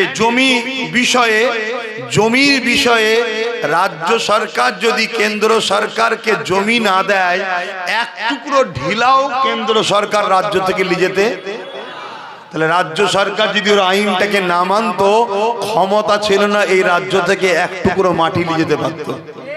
কিন্তু মানা ছাড়া, না মানা ছাড়া তো উপায় নেই। কেন মানতে হবে? যখনই মানবে না অমনি বলবে ভাইপোকে তুলে আনবো। শুনছেন না শোনেননি? তাহলে ও ভাইপোর জন্য আমার মসজিদ কুরবানি করে দিচ্ছে, মাদ্রাসা কুরবানি করে দিচ্ছে, আর আমরা হা করে বসে বসে দেখবো? হ্যাঁ, কথা বলেন, দেখবেন? আপনারা লড়াই করতে পারবেন তো? আপনাদের কিচ্ছু করতে হবে না। যে যার গ্রামে 10-12টা যেগুলো আছে, আমি দোয়া করছি প্রথম আল্লাহ ওদের হিদায়েত করুক। যদি হিদায়েত না হয়, বাস ওই কটাকে শুধু সাইজ করে দিলেই তো হয়ে যাবে। কোনো অসুবিধা নেই। এটা মসজিদ মাদ্রাসা বাঁচাবার লড়াই রে বাবা। তুই যদি মসজিদের দুশ্মন হস, তোর বিরুদ্ধে লড়াই করবো না? করবো না? তুই যদি আমার মাদ্রাসার বিরুদ্ধে নারাজ, তোর বিরুদ্ধে লড়াই করবো না? করবো না? এই তো আস্তে আস্তে দেখছিলাম লুঙ্গি পরে, মনে হয় 60 বছর বয়স হবে, এক চাচা বক্তব্য দিচ্ছে দিদির পক্ষে। তো ওর উপরে দয়া করলে হবে? কথা বলেন। আমার বাপও যদি ইসলামের বিরুদ্ধে দাঁড়ায়, তার বিরুদ্ধে লড়াই করতে হবে। এর নাম ইসলাম। এ কথা বুঝে আসছে না? নয়? আর এটাই তো আল্লাহর পরীক্ষা। যদি পরীক্ষায় পাস করতে পারো, লড়াই যদি করতে পারো, আল্লাহ সাহায্য পাবে, হাতে তোমাদের হবে, বিজয় তোমাদের হবে। আর যদি না পারো, মনে রেখে দিও, আল্লাহ তোমাদেরকে সাহায্য করবেন যখন এই জালিমরা তোমাদেরকে কাটবে। আমার কথা ওপেন, ভালো লাগলে নেবে, না ভালো লাগলে না নেবে। লড়াই আজ থেকে করিনি আমি। যখন চুচুড়ার মসজিদ মাদ্রাসায় তালা মারা হয়েছিল, তখন আমার কোনসা দল ছিল, কি ছিল, তারপরেও লড়াই করে মসজিদ মাদ্রাসা খুলিছি না খুলিনি? আমি সব বুঝি, কিন্তু আমার ধর্মের উপরে আঘাত দিলে আমার হেড অফ বিচার ঠিক থাকে না। কথা বুঝে আসছে না? নাই? আমার জমি লিয়েছিস, যা, চল আল্লাহ বিচার করবে। আমার চাকরি লিয়েছিস, যা, আল্লাহ বিচার করবে। আমার ভাত রুজি কেড়ে নিয়েছিস, যা, আল্লাহ বিচার করবে। আমার বাপকে গাল দিয়েছিস, মাকে গাল দিয়েছিস, যা, আল্লাহ বিচার করবে। কিন্তু কোরআন, ইসলাম, নবী আর আল্লাহ, এখানে কোনো কম্প্রোমাইজ নেই। আমার কথায় একমত তো? তাহলে আগামী দিন কোরআনের পক্ষে, ইসলামের পক্ষে, ওয়াকফের পক্ষে আমরা লড়বো। যারা ওয়াকফের দুশমন, তাদের বিরুদ্ধে আমরা লড়বো। এই লড়াইয়ে যদি আমার গ্রামের কোনো মুসলিম নামধারী আমাদের সামনে আসে, তাদের উপরে এক জাররা পরিমাণ দয়া আমরা দেখাবো না। এই কথাই কারে একমত? একটু হাত তুলে দেখান। এই একমত তো নাকি? একদম ওপেন কথা বলে দিচ্ছি, তুমি তোমার বেঈমান নেতার গদির জন্য যদি আমায় মারতে পারো, আমি আমার খোদার ঘরের জন্য তোমার জন্য হাত কাঁপবে না। এ কথা কি আমার বলা ভুল হয়ে গেল? তোমার চোর, বেঈমান, খুনি, সন্ত্রাস নেতার জন্য তুমি যদি মুসলিম ছেলেকে মারতে পারো, মুসলিম মা বোনদের ঘর ভাঙতে পারো, জুলুম করতে পারো, তাহলে আমার আল্লাহ নবীর ঘরের জন্য তোমাকে সাইজ করতে আমার হাত, জোরে বলো, অন্তরের মধ্যে ময়া। এখন বলুন আপনি কি বলছেন? মুসলমান আব্বাস লাগাচ্ছে তো নাকি? আল্লাহ নবী যখন মক্কা শরীফে ইসলামের প্রচার করলো, ওই সময় মক্কার মুশরিকরাও বলেছিল যে মোহাম্মদ তুমি যা করলে ঘরে ঘরে সব লেগে দিলে। আল্লাহ নবী বললেন তোমরা আসো তাওহীদের দিকে, সত্যের দিকে, তাহলেই তো সব ঠিক হয়ে যায়। কথা মাথায় ঢুকছে না?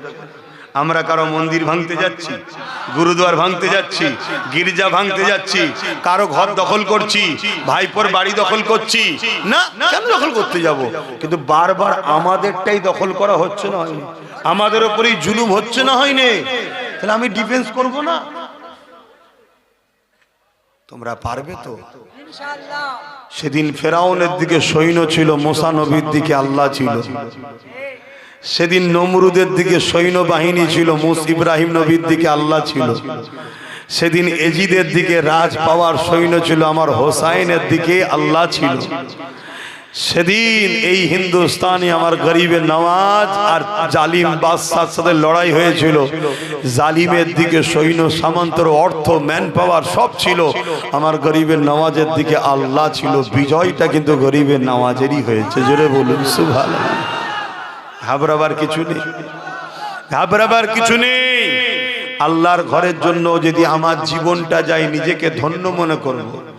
রাসূলের মাদ্রাসার জন্য যদি আমার জীবনটা যায়, আমি আব্বাস নিজেকে ধন্য মনে করব। মরণ তো আজ নাই কাল হবে রে বাবা, ঠিক তো নাকি? আর আমার মরণ যদি এখনো 10 বছর বেঁচে থাকার থাকে, তাহলে কালকে লড়াই করে মরে যাবো মনে হচ্ছে নাকি? তোমাদের ধারণা কি? প্রত্যেকটা বেগদা ছাড়া ছাড়া যদি কিছু পড়ে, তাও মরণ হবে না। কেন? বাজ পড়লো মরণ কেন? 10 বছর বাকি আছে এখন, কথা মাথায় ঢুকছে? আর মরণ যদি তোমার কপালে লিখে থাকে, তুমি ঘরের মধ্যে শুয়ে থাকবে, রাস্তা হয়তো 50 কিলোমিটার দূরে, তারপরেও দেখছো কখনো একটা গ্রামে হয়তো রাস্তা ভুলে গিয়ে মেন রোড ছেড়ে একটা লরি ঢুকেছিল ওই রাত্রি, কোনো কারণে হয়তো সেটাই তোমার ঘাড়ের ওপর জুটে পড়েছে। মানে এরকম কপালে লিখা ছিল। কথা কিছু বুঝছেন? শহরের ছেলে, এলাকায় পুকুর টুকুর কিচ্ছু নেই, গ্রামে একদিন এসেছিল, একদিনই মরে গেছে। তার মানে করে কপালে ছিল ওই দিন, তাই টেনে নিয়ে আসা হয়েছে। গ্রামের ছেলে রেল লাইন আশপাশে নেই, কোনোদিন রেলই দেখেনি, একদিন গেছে, একদিনই কাটা পড়ে গেছে। ঘটে না? ঘটে না? ওর কপালে ছিল ওইটা। অতএব বাপ, আমার কথা তাহলে বলো, ওয়াকাফ বাঁচানো দরকার তো নাকি?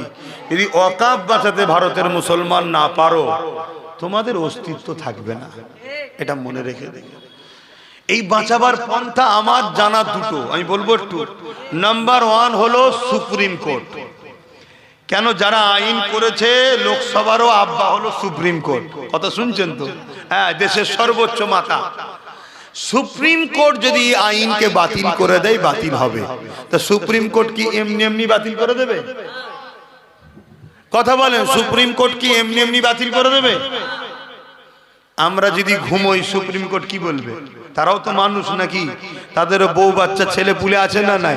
যেমন বাবরি মসজিদের কেস করে ঘুমোচ্ছিলাম বলে আমরা রায় পেলাম না, তাহলে কেস যেমন করতে হবে, তেমন ট্রিটমেন্টার যোগাযোগটা, আন্দোলনটা তেমন জারি, জোরে বলে, রাখতে হবে।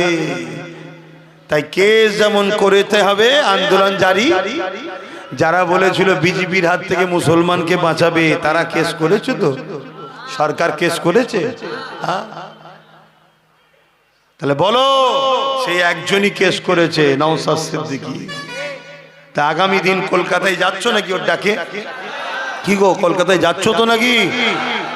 যাওয়া দরকার। যদি বলো কেন, ওখানেও দেখলাম ওয়াকাফের বিষয়ে একটা পয়েন্ট আছে।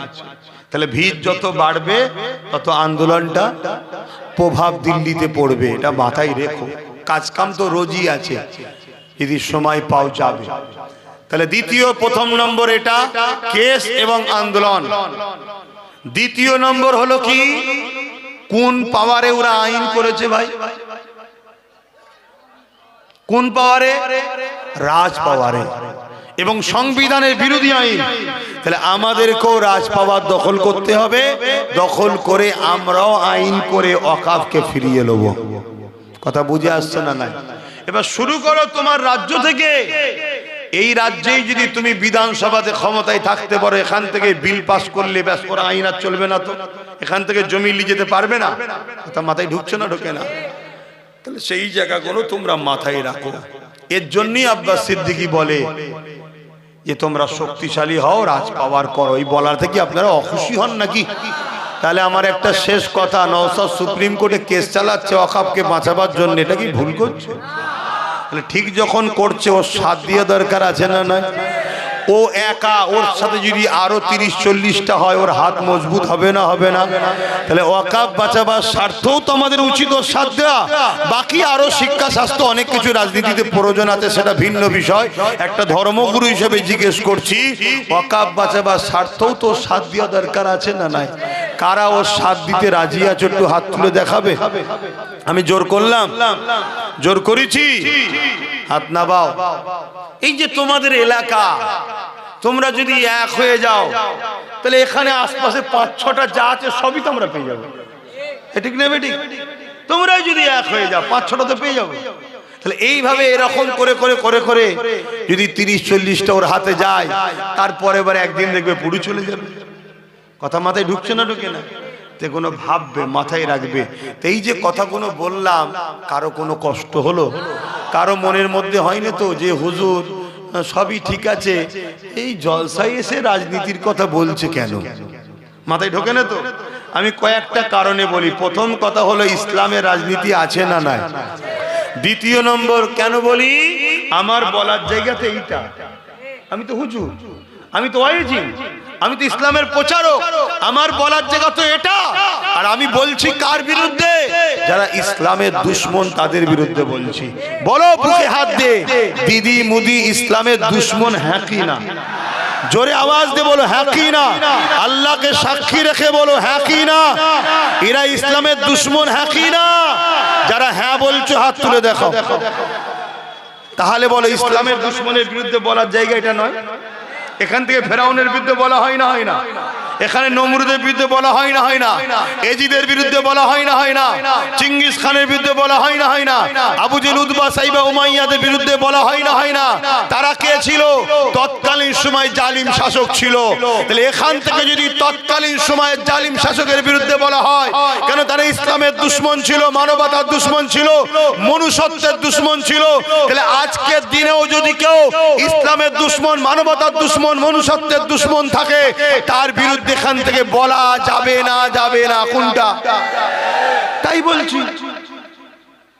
অনেকে ফেরাউনের বিরুদ্ধে বলে, নমরুদের বিরুদ্ধে বলে, সাদ্দাতের বিরুদ্ধে বলে। আরে মৌলানা মুফতি সাহেব, ফেরাউনের বিরুদ্ধে বলছিস কেন? না, ফেরাউন ইসলামের দুশ্মন ছিল, জালিম শাসক ছিল। নমরুদের বিরুদ্ধে বলছিস কেন রে? না, নমরুদ জালিম শাসক ছিল, কওমকে জানানো দরকার। ও তাই নাকি? আবু জেলের বিরুদ্ধে বলছিস কেন? আবু জেল ইসলামের দুশ্মন ছিল, জালিম শাসক ছিল। এজিদের বিরুদ্ধে বলছিস কেন? এজিদ ইসলামের দুশ্মন ছিল, জালিম শাসক ছিল, তাই তাদের বিরুদ্ধে বলছি। শুনছেন? শুনছেন? তাহলে আজকে সেই মৌলানাকে জিজ্ঞেস করো, মরা এজিদ, মরা ফেরাউন, মরা আবু জেলের বিরুদ্ধে বলছিস, জেন্ত গুণের বিরুদ্ধে কে বলবে? কথা বুঝছেন না? বুঝলেন? আজকের দিদি মুদি এরা কি ইসলামের বিরুদ্ধে নয়? তাহলে এরা আজকের আবু জেল, উতবা, সাইবার সাথে পার্থক্য কিছু আছে? তাহলে এদের বিরুদ্ধে কে বলবে? তা তুমি বলুনি, আমি বলিনি, কেউ বলেনি। কেউ যদি বলে তার বিরোধী করা কি উচিত হবে? বলো তোমরা আমার বিরুদ্ধে? কি গো আব্বা, মন খারাপ হচ্ছে নাকি? আমার ওই মুরব্বী বাপ পিছনে বসে আছে, ঠান্ডা লাগছে? খোলা আকাশের নিচুতে আপনাকে বসিয়েছে, জনগুলো সব খোলা আকাশের নিচুই যাওয়া দরকার। হ্যাঁ, বলো আমি কি ভুল করলাম? এরপরও যদি ভুল করে থাকি মনে হয় তার সাথে আমার কোনো সম্পর্ক নেই, কিন্তু আমি আল্লাহ ও রসুলের পক্ষে থাকব। কথা ঠিক আছে? আমি কাউকে চিনি না। রাজনীতি করছো করে যাও, যখনই তোমার নেতা আমার ধর্মের বিরুদ্ধে হাত দেবে, তোমার নেতাকে কিন্তু আমি ছাড়বো না। এবার তোমার নেতাকে যদি বলো আমার হাতে পাওয়ার আছে, তা দেখ, তোর হাতে পাওয়ার আছে তা দেখ, ট্রাই করে দেখ না। এই কথা বুঝছেন না? চুলকোনা মেরে দেবে আমার আল্লাহ, চিন্তা করুনি? কত চুলকোনা মেরে দিয়েছে। মুসা নবীর পিছনে পাওয়ার দেখে ছুটছিল, মেরে ফেলবো, মেরে ফেলবো, মেরে ফেলবো। আর লাস্টে আল্লাহ বলছে পানি এক জায়গায় হয়ে যাচ্ছে, এবার খেলটা দেখি একবার, ব্যাস শুধু চোখ করে উঠছে, একবার চোখ করে নিচে ঢুকছে। কে? পুরো ফেরাউন বাহিনী নীল নদে চুবিয়ে চুবিয়ে আল্লাহ ডুবিয়ে ডুবিয়ে মেরে দিয়েছে। নমরুদ, ওরে সর্বনাশ, কি পাওয়ার! পৃথিবীর রাজা, দাদাগিরি মানে বলছে আল্লাহর সঙ্গে যুদ্ধ করব। না না না, একজন আলেমকে বসে কি কথা? আমি তো জানি না, আমি জানি আমি না এর কথা বলে না, এটা আদর্শ না, এটা আদর্শ না। উনি যদি দাদা হুজুরের আওলাদ হতো আর আমি যদি ওই জায়গায় বসে থাকতাম, পরের কষ্টটাকে নিজের মনে করে দেখতে হয়, কথা মাথায় ঢুকছে, এটা আদর্শ না। তো যাক, আমি অনেক কিছু বললাম, কেউ কষ্ট পেলেন? তো যাক, আমি আর কথা বাড়াচ্ছি না, আপনারা আমাকে সালাম দেন। উনি দোয়া করবে, কেউ চলে যাবেন, আর আমার সঙ্গে হাতে মুসাফা কেউ করবে না। ও আর একটা কাজ রয়েছে গো, যেটা কাজ, তোর দাঁতটাকে ভাঙলো, আরে সর্বনাশ, আস্তে একটা এই কাজটা একটু করে দিই। শোনো, বলছি কিন্তু একটা কাজ বাকি রয়ে গেছে। তো কি কাজ? আরে বলবে তো, পকেটে হাত দিবা, পকেটে হাত দেওয়া কাজ। কি হয়েছে? ও ঠিক আছে, বলে দেবে। 18ই মাঘ মাদ্রাসা, ও বড় গোপরে একটা মাদ্রাসা করছে, আমি জানেন তো, 18ই মাঘ জলসা আছে, আপনারা সকলে যাবেন। ওই 8টা 10টা পর্যন্ত, 8টা 9টা পর্যন্ত হবে। শোনেন, এই ছেলেরা যাচ্ছে, যার যা খুশি একটু দিয়ে দেন, যার যা খুশি, কেউ উঠবেন না, মনে দুঃখ করবো। হ্যাঁ, কি এটা ইন্তেকাল করে চাহা আল্লাহ, আরো কজন 5 জন বললো, আল্লাহ কবুল, আল্লাহ জান্নাত নসিব করে দাও। ছেলে কোন কি হলো তোরা? দরুদ শরীফ, আল্লাহুম্মা সাল্লি আলা, আল্লাহ জান্নাত। এই ছেলে বড় হলে একটু নলেজ শিখিয়ে দেবে। ধরো,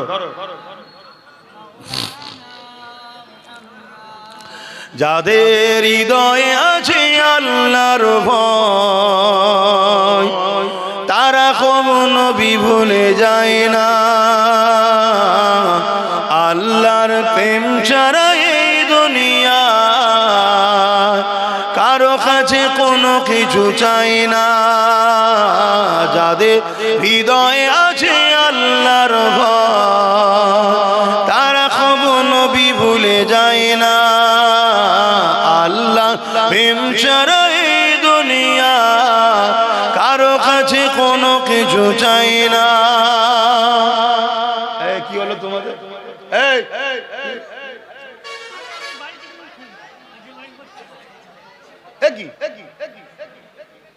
আমি তো বললাম কেউ উঠবে না, কষ্ট পাবো। আমি উঠলে কেন? কিরম ভালোবাস, বসো। ওনাকে তাহলে নিয়ে কেন দাওয়াত করে? আর তোমাদের এই জন্য আলেমে শুধু আমার সঙ্গে কেউ জলসা করতে চাইছে না। না না, ওনার সঙ্গে জলসা করবো না। ওনার আগে হলে হবে না এমনি। কি সমস্যা? আমি তো রাত্রি জলসা করি না, আই দিনে, আর না হয় মানুষের চাপে পড়ে সকালে সংসারের কাজ থাকে, নলে স্ত্রীর কাজ থাকে, বাধ্য সন্ধ্যেবেলা একটা করি। এই জন্য আমার পরে নামাজ রাখি। কমিটির উচিত ছিল নামাজ পড়িয়ে দেওয়া, নামাজ পড়েলি আবার নতুন করে শুরু করা। এটা মানুষকে অপমান করা হয় কোনো। যদি আমার সামনে উঠে চলে যেত, আমার মনে দুঃখ লাগতো না? যখন আমি প্রথম জলসা শুরু করেছি, আমার অনেক চাচাদের পরে উঠেছিলাম, এক জায়গায় তো গিয়ে দিকে এটা খোঁড়া বসে আছে, বাকি সব পালিয়ে গেছে। এমন কি খবর তোমার? বলছে আমাকে যে নিয়ে যাবে সে হুজুরের সঙ্গে দেখা করতে গেছে। আমি ওই পালাতো। এটা কি অন্যায় নয় বলো? এগুলো কমিটিকে বুঝতে হয়। একটা নামাজ করে নিল, করে নিয়ে আবার নতুন করে শুরু হলো। ওয়াজ খুব সুন্দরই সবাই করে, কেউ খারাপ করে না, কিন্তু একটা মানুষ একটা মুড নিয়ে বসে, আর মুডটা যখন নষ্ট হয়ে যায় না, তার মেন্টালিটিটা চাপ পড়ে যায়। কথা বুঝে আসছে? আর যখন শুরু করবে, 5টা লোক এসে বসলো, 10টা লোক এসে বসলো, ওই ব্যক্তিটাই এত সুন্দর ওয়াজ করবে, আগামী দিন তার ওয়াজ শোনার জন্য লোক আগে থেকে এসে বসে থাকবে। এখনো করুনি, এখনো ভুল। এগুলো আমি বলেছিলাম, কিন্তু তোমরা তো কথা শোনোনি। কি বলবা?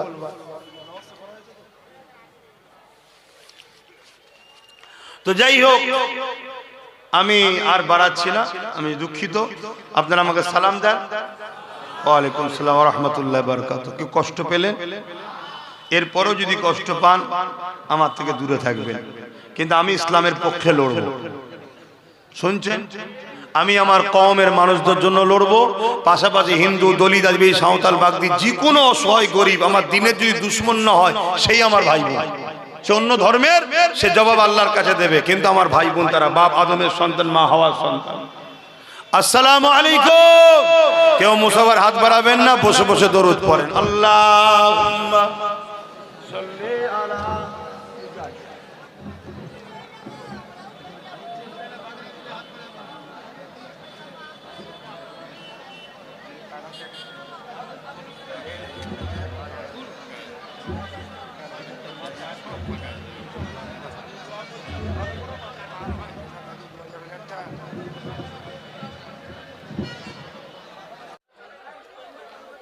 يا أيها الذين آمنوا صلوا عليه وسلموا تسليما اللهم صل على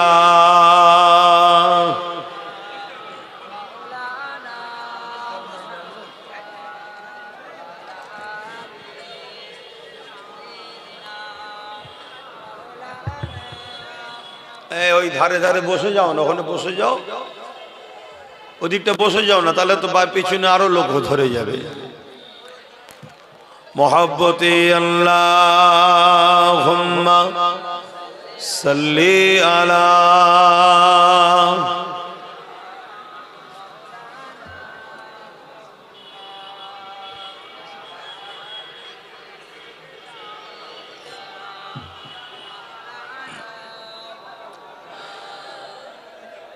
मेरे आँखों की बुदली में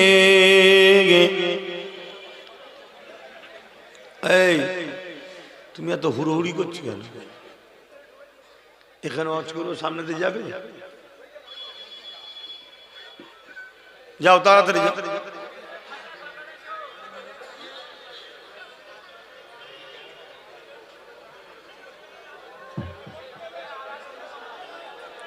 ওইদিকে চট বিছিয়ে দাও, ওইদিকে চট বিয়ে, ওখানে প্লেন জায়গা আছে তো, চট বিছিয়ে তো বসে যাবে। मेरे आँखों की बुदली में जलवा है मोहम्मद का, मेरे दिल के आईने में नक्शा है मोहम्मद का। कोई जन्नत में जाएगा, कोई दोज़ख में पहुँचे, मदीने की तरफ दौड़े दीवाना मोहम्मद का। अल्लाहुम्मा सल्ली अला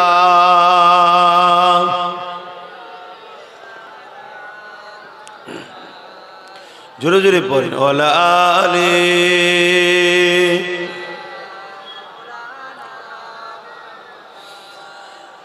शादा है महशर में लब्बाइक लब्बाइक, जहाँ उम्मतों ने पुकारा मोहम्मद, हमें जानो दिल से प्यारा मोहम्मद, मोहम्मद के गमों है हमारा मोहम्मद। अल्लाहुम्मा सल्ली अला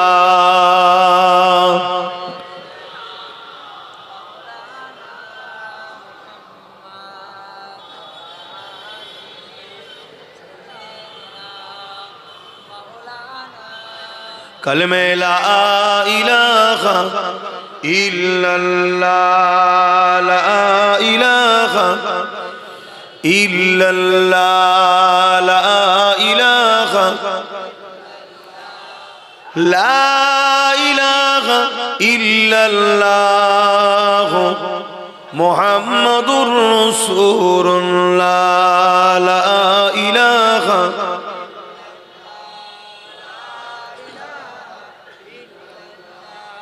লা ইলাহা ইল্লাল্লাহ মুহাম্মাদুর রাসূলুল্লাহ তৌহিদ গাডঙ্গা আলম में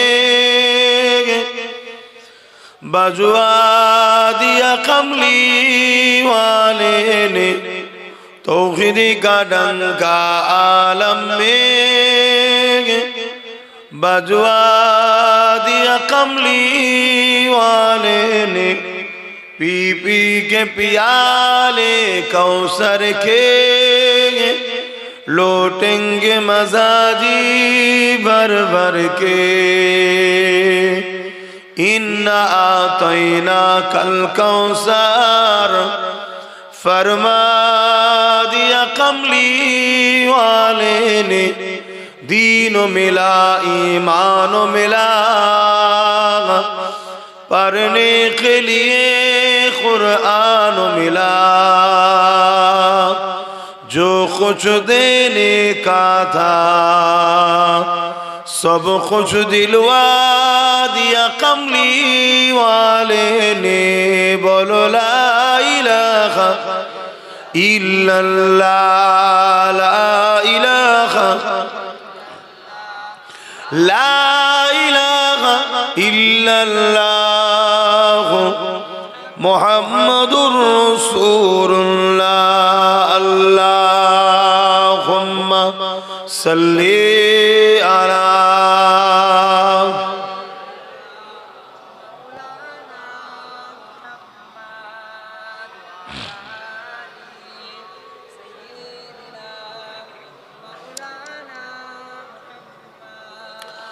وقال الله تعالى في كلام المجيد والفرقان الحميد وما خلقت الجن والإنس إلا ليعبدون وقال الله تعالى في كلام المجيد والفرقان الحميد ما آتاكم الرسول فخذوه وما نهاكم عنه فانتهوا উপস্থিত আমার আব্বা জানেরা আমার নওজোয়ান তরুণেরা যুবকেরা ছোট ছোট বাচ্চারা উলামা হযরত হাফেজে কোরআন নামাজি মুত্তাকি পরহেজগার ইমাম সাহেবগণেরা দূর দূরান্তে অবস্থিত আমাদেরই সকলের আম্মা ও বোনেরা আজ আল্লাহ পাকের রহমত আমরা এমন একটা বাগান তৈরি করেছি যে বাগানকে আল্লাহ রসুল জান্নাতের টুকরা বলেছে এবং এই মাহফিলে যারা বসে আল্লাহ রসুল বলেছেন তাদের ছোট ছোট গুনাহ আল্লাহ মাফ করে দিয়ে থাকেন। জোরে বলুন সুবহানাল্লাহ। একদিকে নতুন করে আবার একদল মানবরূপী পশুরা সমাজে ফিতনা ফাসাদ, নারীদের অধিকার হরণ, গরিবের অধিকার হরণ, এতিমের অধিকার হরণ, অশান্তি দাবানল জ্বালিয়ে চলেছে। এরকম একটা আবহাওয়ার মধ্যে দিয়ে আমরা বেশ কিছু বাপ ভাই মা বোন আমরা আবার একত্রিত হয়েছি আল্লাহ রসুলকে রাজি খুশি করার জন্য কোরআনের মাহফিলে বসেছি। জোরে বলুন সুবহানাল্লাহ। আল্লাহ আমাদের আশা বাসাকে কবুল করেন, বলুন আল্লাহুম্মা আমিন। আমার প্রত্যেকটা বাপ মা ভাই বোন সবাইকে উদ্দেশ্য করে বলছি, এই দুনিয়া কিন্তু আমাদের জন্য চিরস্থায়ী নয়। এই কদিনের মধ্যে আপনাদের এলাকায় পর পর 5টা ব্যক্তি চলে গেল, এই এলাকাতে আল্লাহর হাওয়ালায় চলে যাচ্ছে। কে কখন যাবে কোনো ঠিক নাই। তাহলে আল্লাহ আপনি আমাদেরকে দুনিয়ায় পাঠালেন কেন? যখন আমাদেরকে আল্লাহ দুনিয়ায় পাঠাচ্ছিল তখন রু আসতে চাইনি যে আল্লাহ আমি দুনিয়ায় যাব না। আল্লাহ পাক আমাদের রুকে পাঠিয়েছে। আবার কিছুদিন দুনিয়ায় এসে বন্ধু তৈরি হয়েছে, সন্তান তৈরি হয়েছে, পরিবার তৈরি হয়েছে, স্বামী হয়েছে, বাপ মা হয়েছে, একটা আত্মীয়তা হয়ে গিয়ে এমন মহব্বত হয়ে গেছে রুহের আবার যেতেও চাইছে না। আল্লাহ পাক কিন্তু আবার নিয়েও নেবে। তাহলে আল্লাহ এই দুনিয়ায় পাঠালেন কেন? আমার আল্লাহ বলছে বান্দা একটা পরীক্ষার জন্য। কি পরীক্ষা? এই দুনিয়ায় তোদেরকে আমি রাখবো, কাউকে আমি আল্লাহ সুখ দিয়ে, কাউকে দুঃখ দিয়ে, কাউকে নিরাপদে, কাউকে ভীত সন্ত্রস্ত করে, কারো জিনিসপত্র ক্ষতি করে, বিভিন্ন ভাবে এক কথাই আমি আল্লাহ তোদেরকে পরীক্ষা নেব যে তোরা আমাকে সবার উপরে প্রাধান্য দিস কিনা। এটা হলো পরীক্ষা। অতএব যে কোনো ক্ষেত্রে, যে কোনো সময়ে আমরা যদি সব ক্ষেত্রে আল্লাহকে প্রাধান্য দিই, আল্লাহ বলছেন তাহলে আমি তোদেরকে দুনিয়া থেকে তুলে চির শান্তির মেহমান খানা জান্নাত দেবো। জোরে বলুন সুবহানাল্লাহ। এটাই হলো আমাদের পরীক্ষা। অতএব এই দুনিয়াতে মুসা নবীও এসেছে, আবু জেহেলও এসেছে, ফেরাউন এসেছে, ইব্রাহিম নবীও এসেছে, নমরুদ এসেছে, সাদ্দাত এসেছে, নবী সুলাইমান আলাইহিস সালাম আল্লাহ তিনাকেও পাঠিয়েছে, পুরো পৃথিবীর বাদশা করেছিলেন। আবার আমাদের নবী নূর নবী, দয়ান নবী এসেছেন। আবার আবু জেহেল, উতবা, সাইবা, আবু লাহাব, উমাইয়া তাদেরকেও আল্লাহ পাঠিয়েছে। অতএব যুগে যুগে একটা হক দল আর একটা না হক দল থাকবে। যারা আল্লাহকে সবকিছুর উপরে প্রাধান্য দিয়েছে তারা হলো হক দল। আজ যারা দুনিয়ায় কিছুদিনের দুনিয়ার জন্য আল্লাহ ভুলে, রসুল ভুলে এই দুনিয়ার মায়াজালে জড়িয়ে গেছে, এরা হলো শয়তানের অনুসারী হয়েছে, এরা হলো ধ্বংসপ্রাপ্ত। আমরা মনে করি প্রকৃত সাকসেসফুল গাড়ি বাড়ি টাকা পয়সা হবে, এটাই হলো প্রকৃত সাকসেসফুল। প্রকৃত সাকসেসফুল হলো সে কবরে যে হাসবে। জোরে বলুন সুবহানাল্লাহ। প্রকৃত সাকসেসফুল সে যে আরশে আজিমের ছায়া ময়দানে মাশরে পাবে, যাকে দেখিয়ে আল্লাহ ফেরেশতাদের বলবে দেখ আমার বান্দাকে টাকা দিয়েছিলাম, গাড়ি দিয়েছিলাম, বাড়ি দিয়েছিলাম, যৌবন দিয়েছিলাম, তাকত দিয়েছিলাম, আমার বান্দিকে রূপ দিয়েছিলাম, সৌন্দর্য করেছিলাম, সব থাকার পরও বান্দা বান্দি ওই কাজে পা বাড়াইনি যে কাজে আমি নারাজ ছিলাম। ফেরেশতাদের দেখিয়ে দেখিয়ে আল্লাহ বলবে প্রকৃত সাকসেসফুল তো তারা যাদের ঠিকানা জান্নাতি হবে। আর দুনিয়ায় আমার আল্লাহ বলেছেন দুনিয়ায় তোমরা রহমানের দল ছেড়ে দিয়ে শয়তানের দলে থাকবে, আর পরকালে তোমরা জান্নাতের আশা করবে, এর চেয়ে বড় বোকামি আর কিছু হবে না। আল্লাহ যাকে দুনিয়া দেয় আখিরাত তাকে দেবে না, আর যাকে আল্লাহ আখিরাত দেয় দুনিয়া তাকে দেবে না। অতএব এই দুনিয়া শুধুমাত্র একটা পরীক্ষার জায়গা। এই পরীক্ষা যুগে যুগে নিয়েছে। তবে মনে রাখবেন এই পরীক্ষাতে আমাদের আব্বাজান ইব্রাহিম আলাইহিস সালামকেও আল্লাহ পরীক্ষা নিয়েছে। কি কঠিন পরীক্ষা! একদিকে আব্বাজান ইব্রাহিম আলাইহিস সালামকে আল্লাহ বিশাল বড় ধনী করেছিলেন, জমিদার করেছিলেন, আমাদের বাপ, আপনাদেরও বাপ, আপনারা সব নবীর আওলাদ, কত নসিব বড়। হযরত ইব্রাহিম আলাইহিস সালাম মুসলিম জাতির পিতা, একদিকে বিশাল ধনী আল্লাহ করেছে, কিন্তু ধন দৌলত ইব্রাহিম নবীর অন্তর থেকে আল্লাহ ভুলাতে পারে না। ধনী হওয়া খারাপ নয়, ধনী হয়ে যদি আল্লাহ ভুলা হয়ে যায় ওই ধনীটাই হলো অভিশাপ। যে ধন দৌলত তোমাকে আল্লাহ থেকে সরিয়ে দেয় ওই ধন দৌলত তোমার জন্য অভিশাপ। ধনী হওয়া খারাপ নয়। তা ইব্রাহিম আলাইহিস সালাম তৎকালীন সময় আরবে গৃহপালিত পশু লালন পালন করাটাই ছিল তাদের জীবিকা। হাজার হাজার গৃহপালিত পশু ছিল আব্বাজান ইব্রাহিম আলাইহিস সালামের, সেগুলোকে লালন পালন করার জন্য চরণ ভূমিতে ঘোরাচ্ছে। হযরতে জিবরাইল আলাইহিস সালাম আল্লাহকে বলছে, আল্লাহ আপনি ইব্রাহিম নবীকে আপনার খলিল বলেছেন, আপনার বন্ধু বলেছেন, আরে ইব্রাহিম দেখুন দুনিয়াদার। আল্লাহ বলছে কেন? দেখেন না হাজার হাজার গৃহপালিত পশুলের চরণ ভূমিতে ঘুরছে। আল্লাহ বললেন, এ জিবরাইল, আমার বন্ধুর উপরে এত বড় কথা তুমি বললে? আমার ইব্রাহিমকে আমি হাজার হাজার গৃহপালিত পশু দিয়েছি ঠিকই, কিন্তু আমার ইব্রাহিমের অন্তরে একটা পশু লোভ লালসা বা পশু গৃহ পশুর উপরে ধন দৌলতের উপরে আমার ইব্রাহিমের অন্তর জমে যায়নি।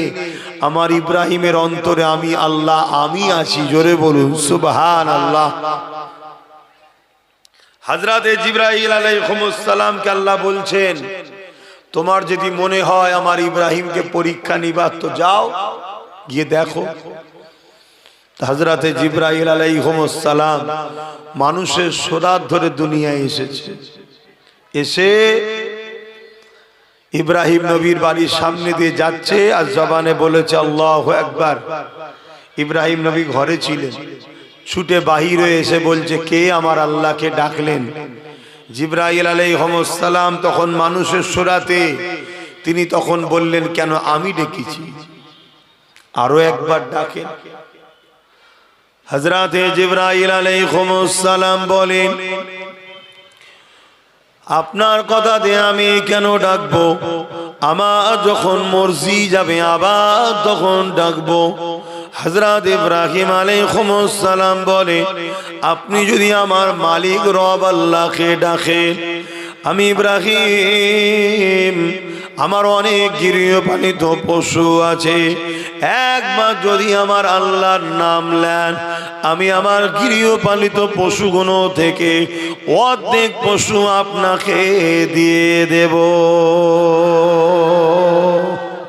আমাদের আব্বা কত আল্লাহর প্রেমিক ছিল দেখেন, আর আল্লাহ পরীক্ষা নিচ্ছে।